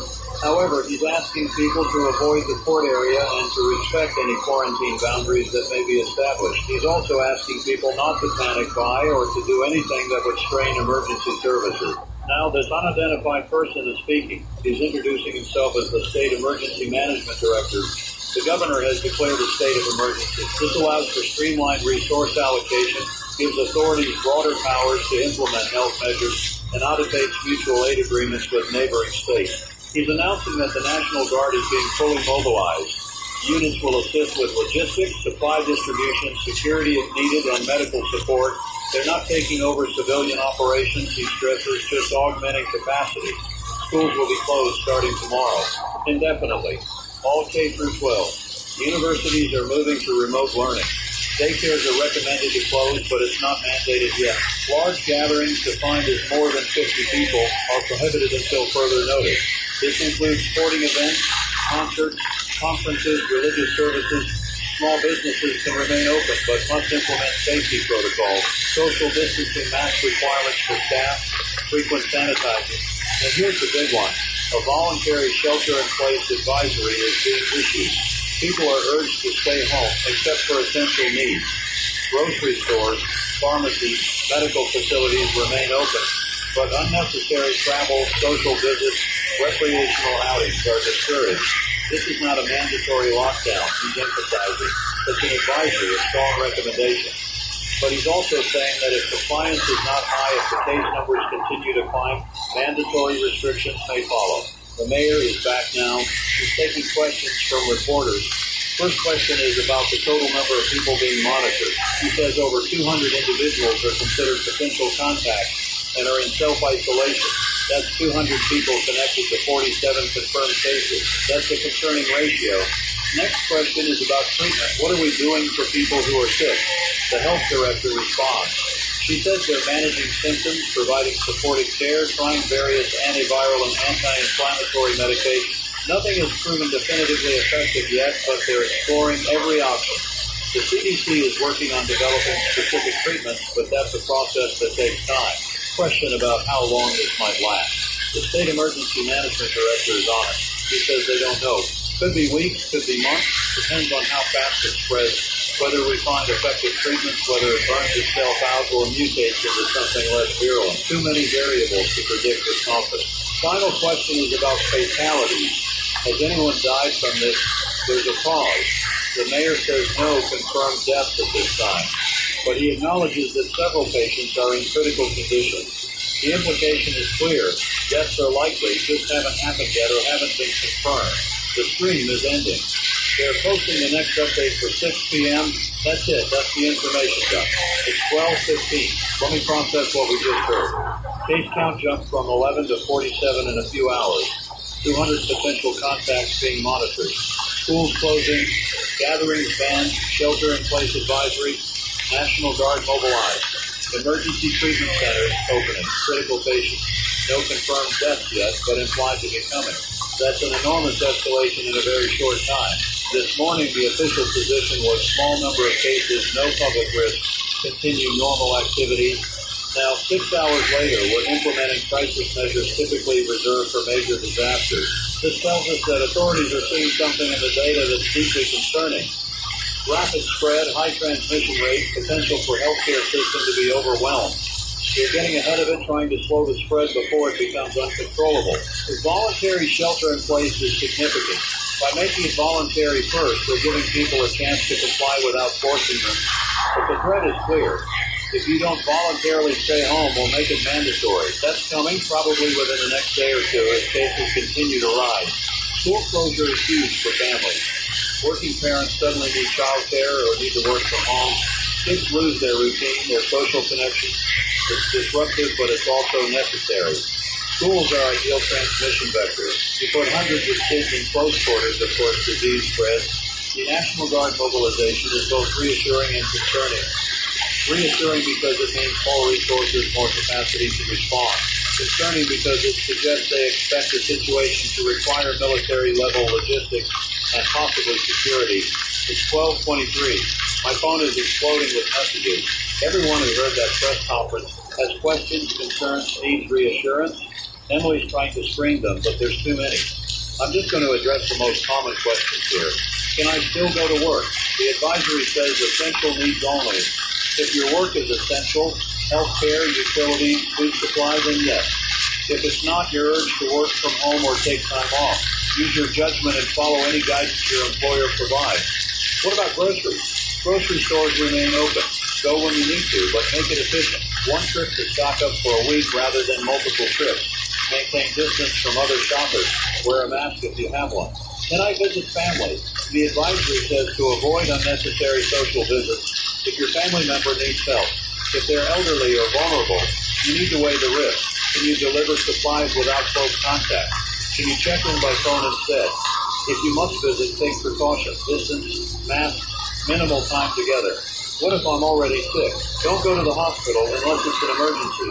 Call first. Describe symptoms. They'll tell you whether to come in or to isolate at home. Most cases apparently can be managed at home with rest and symptom relief. Go to hospital only if you have severe respiratory distress, altered consciousness, or if specifically instructed. What about pets? Still no official guidance. I'd keep them close, minimize their contact with other animals or people. Make sure you have pet food stocked up in case you can't easily get to stores. It's 12:30. I need to be honest with you about how I'm feeling right now because I think transparency is important. I'm scared. Not panicked, but definitely scared. This went from concerning to serious to critical in the span of a few hours. The trajectory is steep. This continues at this rate. We're looking at thousands of cases by this time tomorrow. I keep coming back to the neurological symptoms, people losing their ability to think clearly, to recognize loved ones, to control impulses. That's not like other diseases where you feel terrible, but you're still you.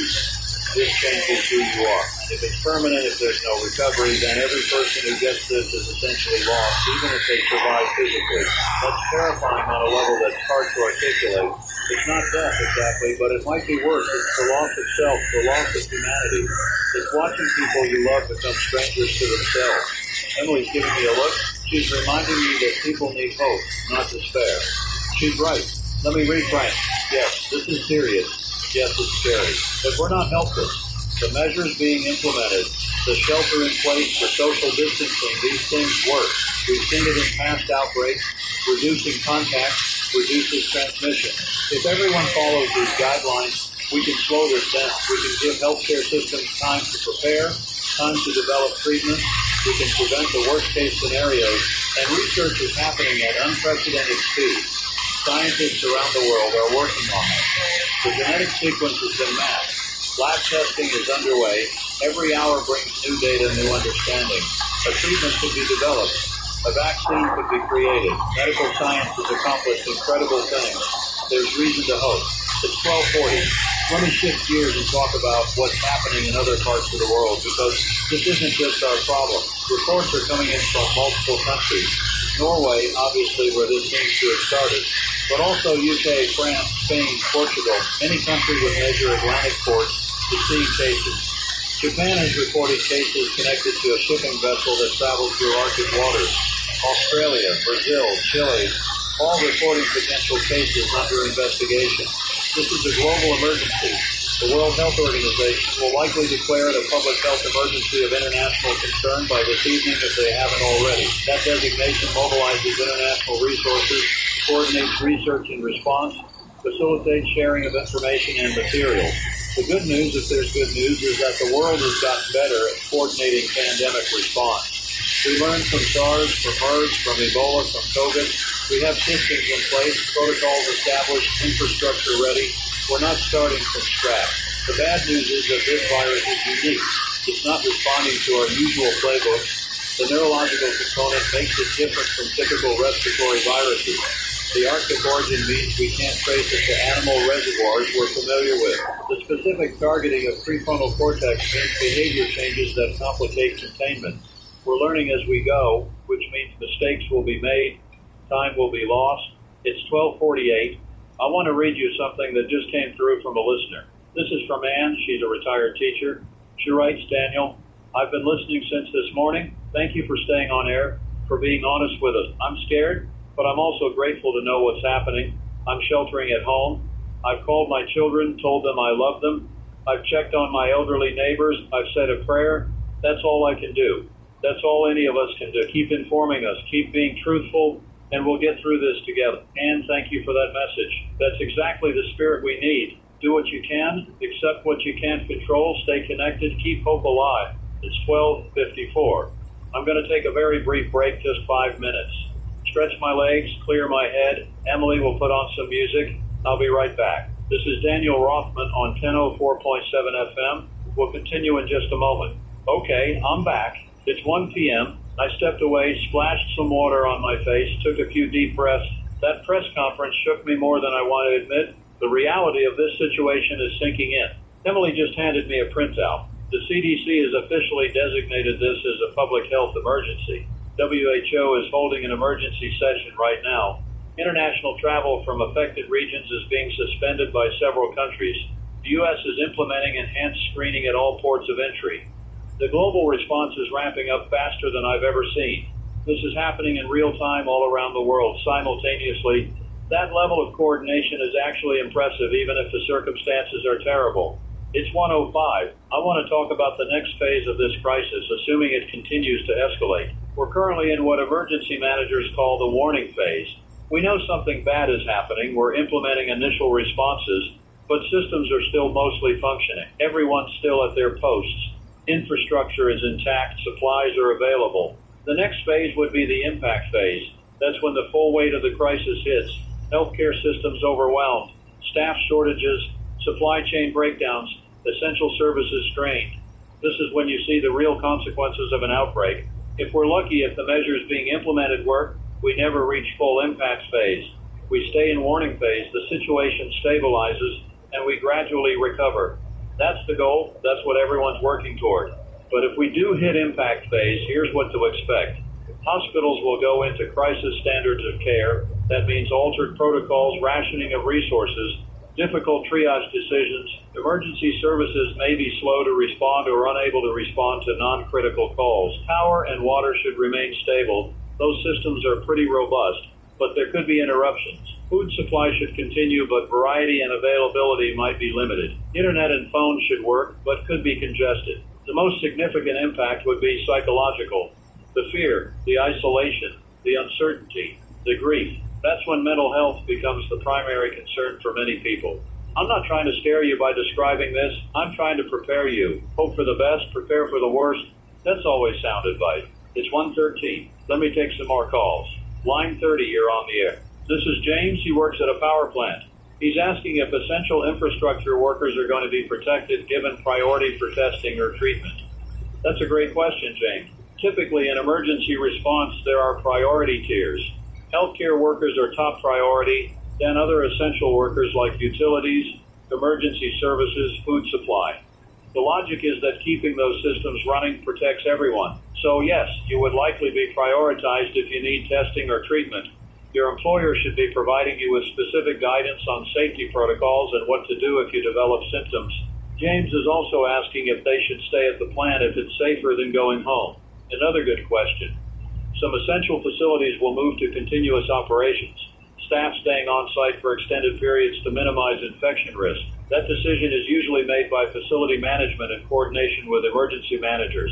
If you're asked to stay on site, they should provide sleeping quarters, food, everything you need. It's actually safer for the grid if critical personnel are isolated at the facility rather than traveling back and forth. It's 1:19. I'm looking at social media again, and the tone has shifted dramatically. This morning it was concern and questions. Now it's fear and anger.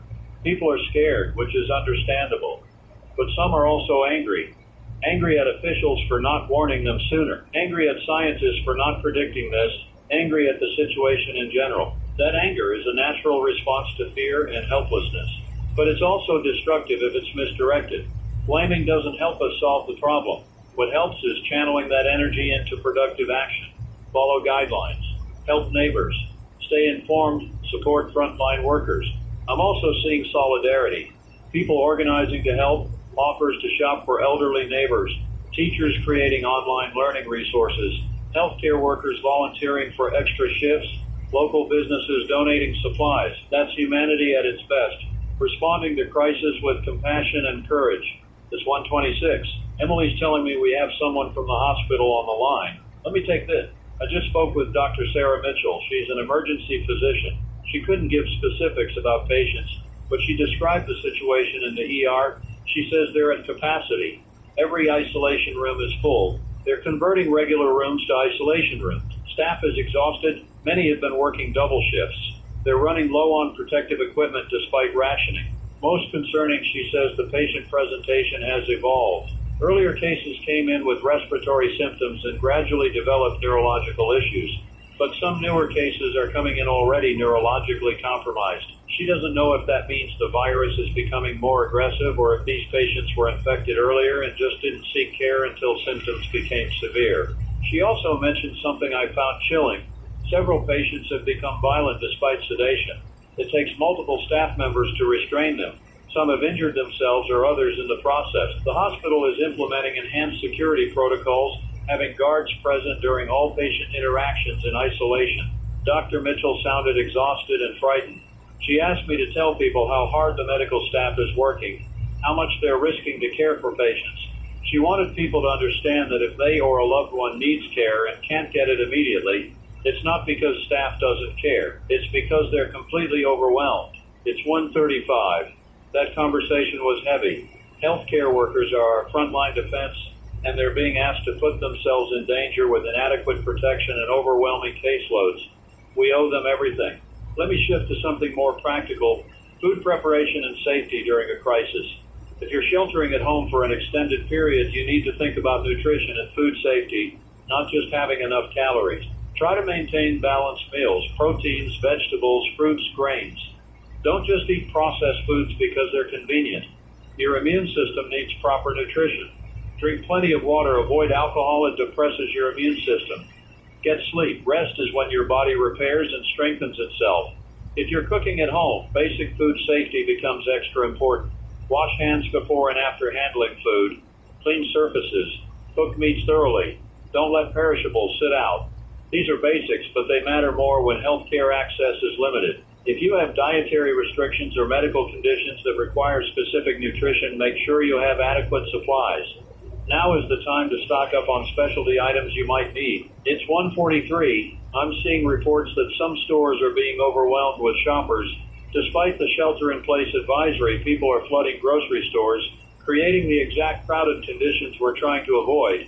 This is understandable but counterproductive. If you need supplies, go during off-peak hours, early morning or late evening. Go alone, not as a family. Make a list. Get in, get out. Maintain distance from other shoppers.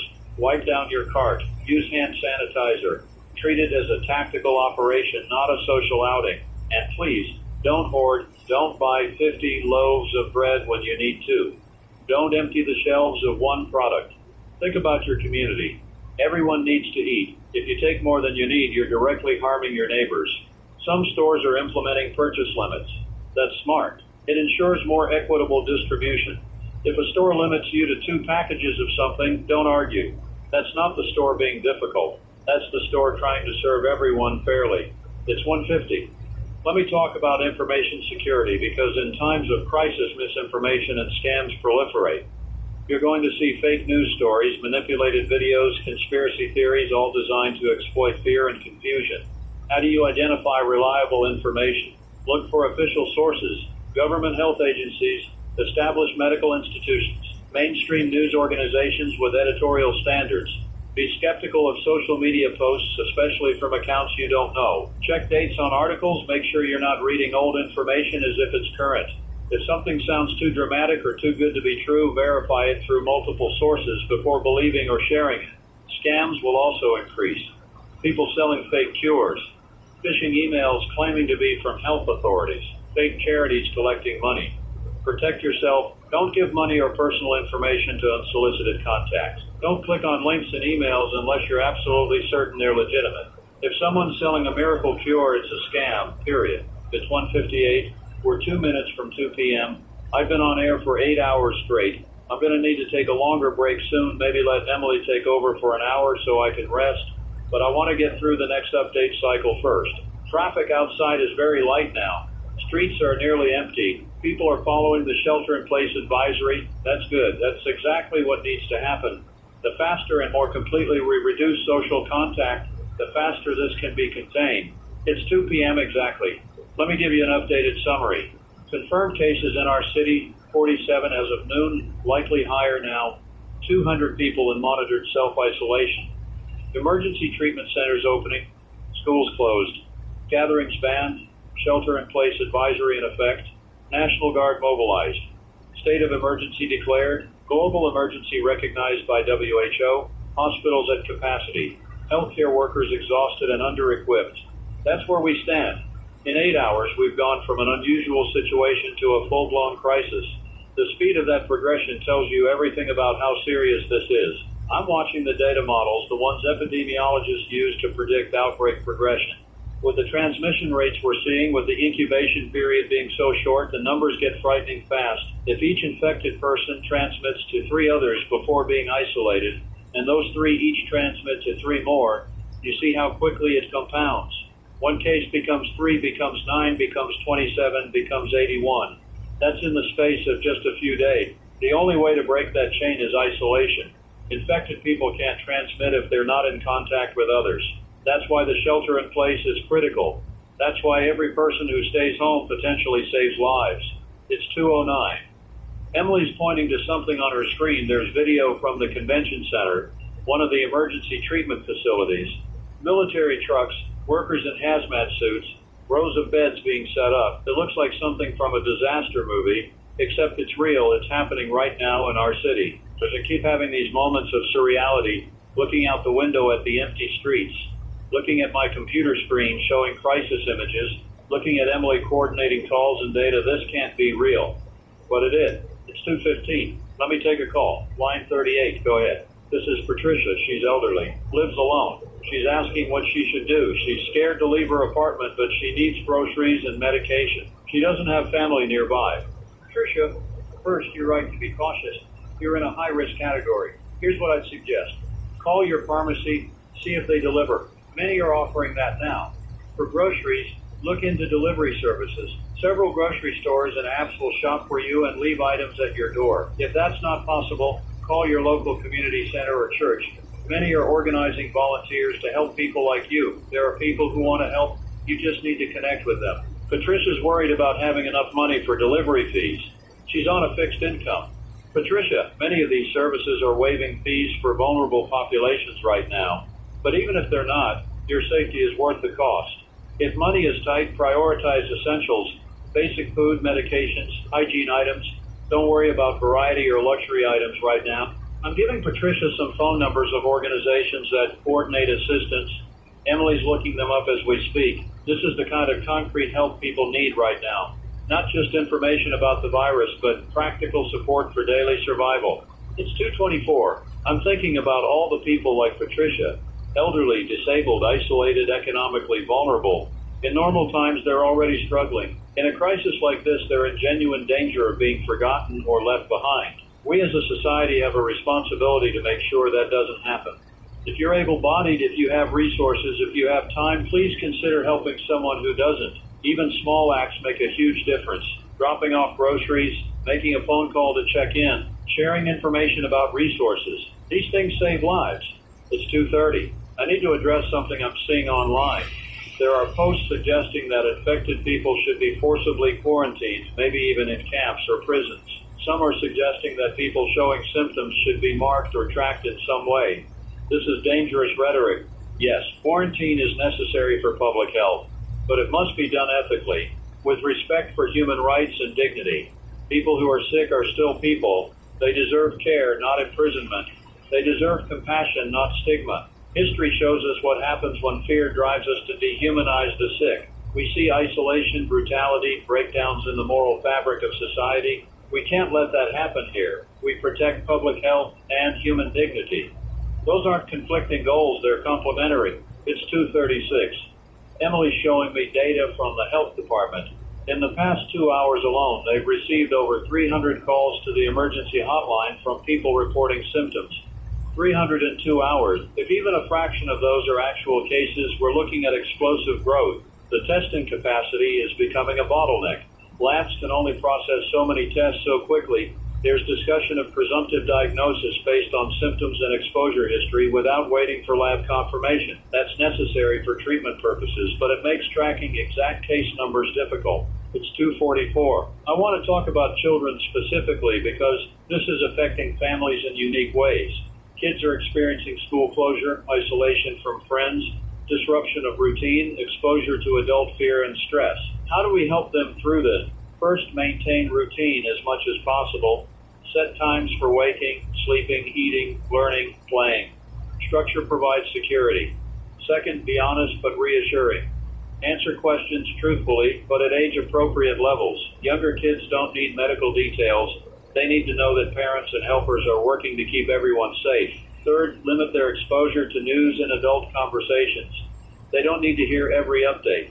Fourth, find creative ways to stay connected with their friends, video calls, online games, collaborative projects. Social connection is essential for kids. Fifth, model calm behavior. If you're panicking, they'll panic. If you're coping, they'll learn coping skills. It's 2:51. I'm getting messages from parents who are struggling, working from home while caring for kids, trying to homeschool while managing their own stress, worried about childcare when both parents work essential jobs. These are real, serious challenges without easy answers. If you're a parent in this situation, be gentle with yourself. You're doing the best you can in impossible circumstances. Your kids will remember that you were there, that you cared, that you tried. They won't remember if the house was messy or if they watched too much TV or if lessons weren't perfectly educational. Give yourself grace.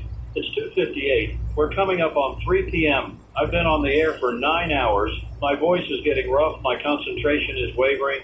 I think after the next update cycle, I'm going to take an hour break. Emily can hold down the fort. She's been producing radio for years. She knows what she's doing.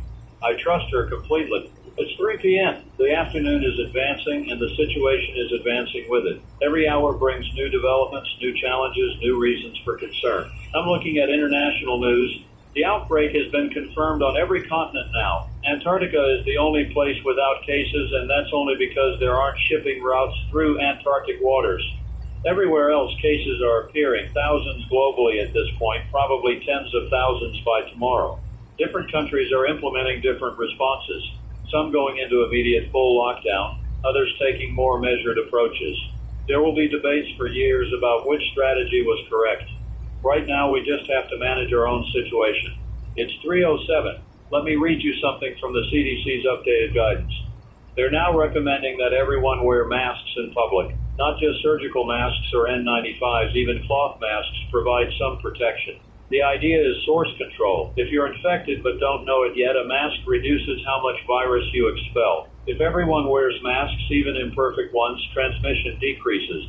So if you go out for essential needs, wear a mask, cover your nose and mouth, don't touch the mask while wearing it, remove it carefully, wash cloth masks after each use. These are simple measures, but they're effective. It's 3:14. Emily's telling me the 6 p.m. update has been moved to 4 p.m. Another acceleration.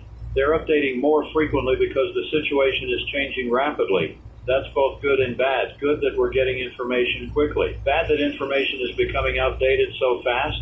I have about 45 minutes until that update. Let me use this time to address questions that have been piling up. Question about cash versus credit cards. Which is safer? Neither is completely safe. Both can carry virus if handled by an infected person. Use contactless payment when possible. If using cash or cards, wash hands after handling. Don't touch your face until you've washed hands. Clean your credit cards periodically with alcohol wipes. Question about packages and mail. Can virus survive on cardboard or paper? Possibly for hours to days, depending on conditions. Don't open mail or packages immediately. Let them sit for 24 hours if you can. Or open them carefully, wash hands afterward, dispose of packaging immediately. Question about AC and heating systems. Can virus spread through air vents? Potentially if you're in a building with shared air systems. At home, your HVAC is probably fine. Change filters regularly. In commercial buildings, they're likely upgrading their air filtration. If you're concerned, open windows for ventilation when weather permits. It's 3:22. I want to talk about long-term thinking because even if we get through the acute phase of this crisis, the aftermath is going to be with us for a long time. Economic disruption, psychological trauma, social changes, political consequences. This event will reshape society in ways we can't fully predict yet. Some changes might be positive. Better pandemic preparedness, stronger social safety nets, more appreciation for essential workers, reformed healthcare systems, greater environmental awareness if this truly is linked to climate change and Arctic melting. Other changes will be challenging. Economic recession or depression, increased anxiety and mental health issues, political instability, erosion of trust in institutions if the response is seen as inadequate. We're going to need to rebuild, not just recover. And how we rebuild will determine what kind of society emerges on the other side. It's 3:30. Emily's bringing me more food. I'm eating mechanically, not really tasting it. The adrenaline is wearing off. I'm running on determination now. I want to get through this next update and then take that break. I'm seeing reports from cities further from the coast, places that don't have ports that shouldn't have direct exposure. They're reporting cases too. That confirms person-to-person transmission beyond the initial maritime exposure. It's in the general population now, spreading through community contact. That's the nightmare scenario epidemiologists feared. Once it's established in multiple communities, containment becomes nearly impossible. You shift from containment to mitigation. You try to slow it down, try to keep healthcare systems functional, try to minimize deaths. But you accept that widespread infection is inevitable. It's 3:38. I'm getting a lot of messages asking about specific medical information. Do this symptom mean I'm infected? Is this medication safe? Should I go to the hospital? I have to emphasize I'm not a doctor. I can't give medical advice. If you have health concerns, call the emergency hotline, call your doctor, seek professional guidance. Don't rely on a radio host for medical decision. What I can do is provide information about what medical professionals are saying, what official guidance is, how the overall situation is developing. But individual medical decisions need to be made with actual medical providers. It's 3:45, 15 minutes until the 4 p.m. update. Let me take one more call before that. Line 46, you're on the air. This is Marcus. He's a therapist. He's offering his perspective on what people are experiencing psychologically. He says this is triggering trauma responses in many people. Fight, flight, or freeze. Some people are going into hypervigilant crisis mode. Others are shutting down emotionally. Others are denying the reality of the situation. All of these are normal responses to abnormal circumstances. Marcus is urging people to recognize what mode they're in and to try to stay in what he calls the window of tolerance. Not completely shut down, not completely overwhelmed, but present and functional. He's recommending grounding techniques, physical sensations, deep breathing, progressive muscle relaxation, things that keep you connected to your body and to the present moment. When anxiety spikes, ground yourself.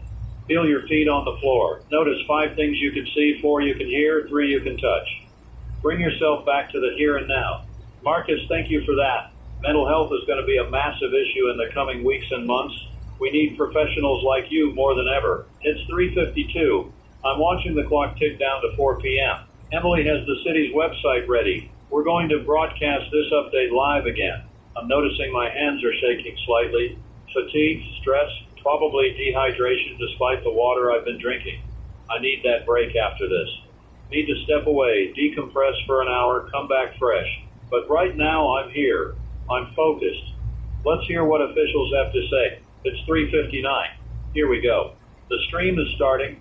Same setup as before City Hall, same officials. Mayor looks more stressed than he did at noon. The health director looks exhausted. Mayor is speaking. He's announcing that the confirmed case count has reached 137. That's up from 47 at noon, so we've nearly tripled in 4 hours. The exponential growth is undeniable now. Hospitalizations have increased. 18 people are currently hospitalized, 5 in critical condition. The 2 emergency treatment centers are now operational and are beginning to receive patients. The voluntary shelter-in-place advisory is now a mandatory order, effective immediately. All residents must remain at home except for essential activities. Essential activities are defined as obtaining food or medicine, seeking medical care, going to essential work that cannot be done remotely. Violations will result in fines, possibly arrest. All non-essential businesses must close. Only grocery stores, pharmacies, medical facilities, gas stations, and a few other specified categories can remain open. Even those must implement strict safety protocols. A curfew is being implemented, 8 p.m. to 6 a.m. No one on the streets during those hours except essential workers with documentation. The National Guard is establishing checkpoints at major roads into and out of the city, not blocking travel entirely, but screening, asking about symptoms, providing information. The health director is speaking. She's describing the progression they're seeing in patients. Average time from symptom onset to neurological deterioration is 18 to 36 hours. Once neurological symptoms begin, they progress rapidly. Within hours, patients lose capacity for complex thought, recognition of others, impulse control. There is still no effective treatment. They're trying everything. Antivirals, immunotherapies, neurological interventions. Nothing is stopping the progression. Some patients seem to stabilize, but they don't recover. They remain in a reduced cognitive state indefinitely as far as they can tell so far. She's making a direct plea. If you have any symptoms, any at all, isolate yourself immediately. Don't wait to see if it gets worse. The earlier you isolate, the fewer people you potentially infect. Think of your family, your community. Protect them by protecting yourself. The police chief is speaking. He's acknowledging that law enforcement is stretched thin. They're prioritizing emergency calls, property crimes, minor incidents. They simply don't have resources to respond right now. He's asking people to be patient, to be understanding, to take care of each other because official systems are strained. He's also addressing the rumors of violence and looting. He says there have been isolated incidents, but nothing widespread. Most people are following guidelines. Most people are acting responsibly. Don't let fear of lawlessness become self-fulfilling. Trust your neighbors. Work together. Don't assume the worst. The State Emergency Management Director is back. The governor has requested federal disaster declaration. That would bring additional resources, federal emergency management, possibly military support, beyond National Guard. They expect that declaration within hours. He's also announcing that interstate travel is being restricted. Roadblocks at state borders, not completely closed, but screened. They're trying to prevent spread between states while still allowing essential movement. Someone's asking about supplies. Are we running out? The Emergency Management Director says supply chains are strained but not broken. Food is still being delivered. Fuel is available. Water and power are stable. The concern is healthcare supplies, medical equipment, protective gear, medication. Those are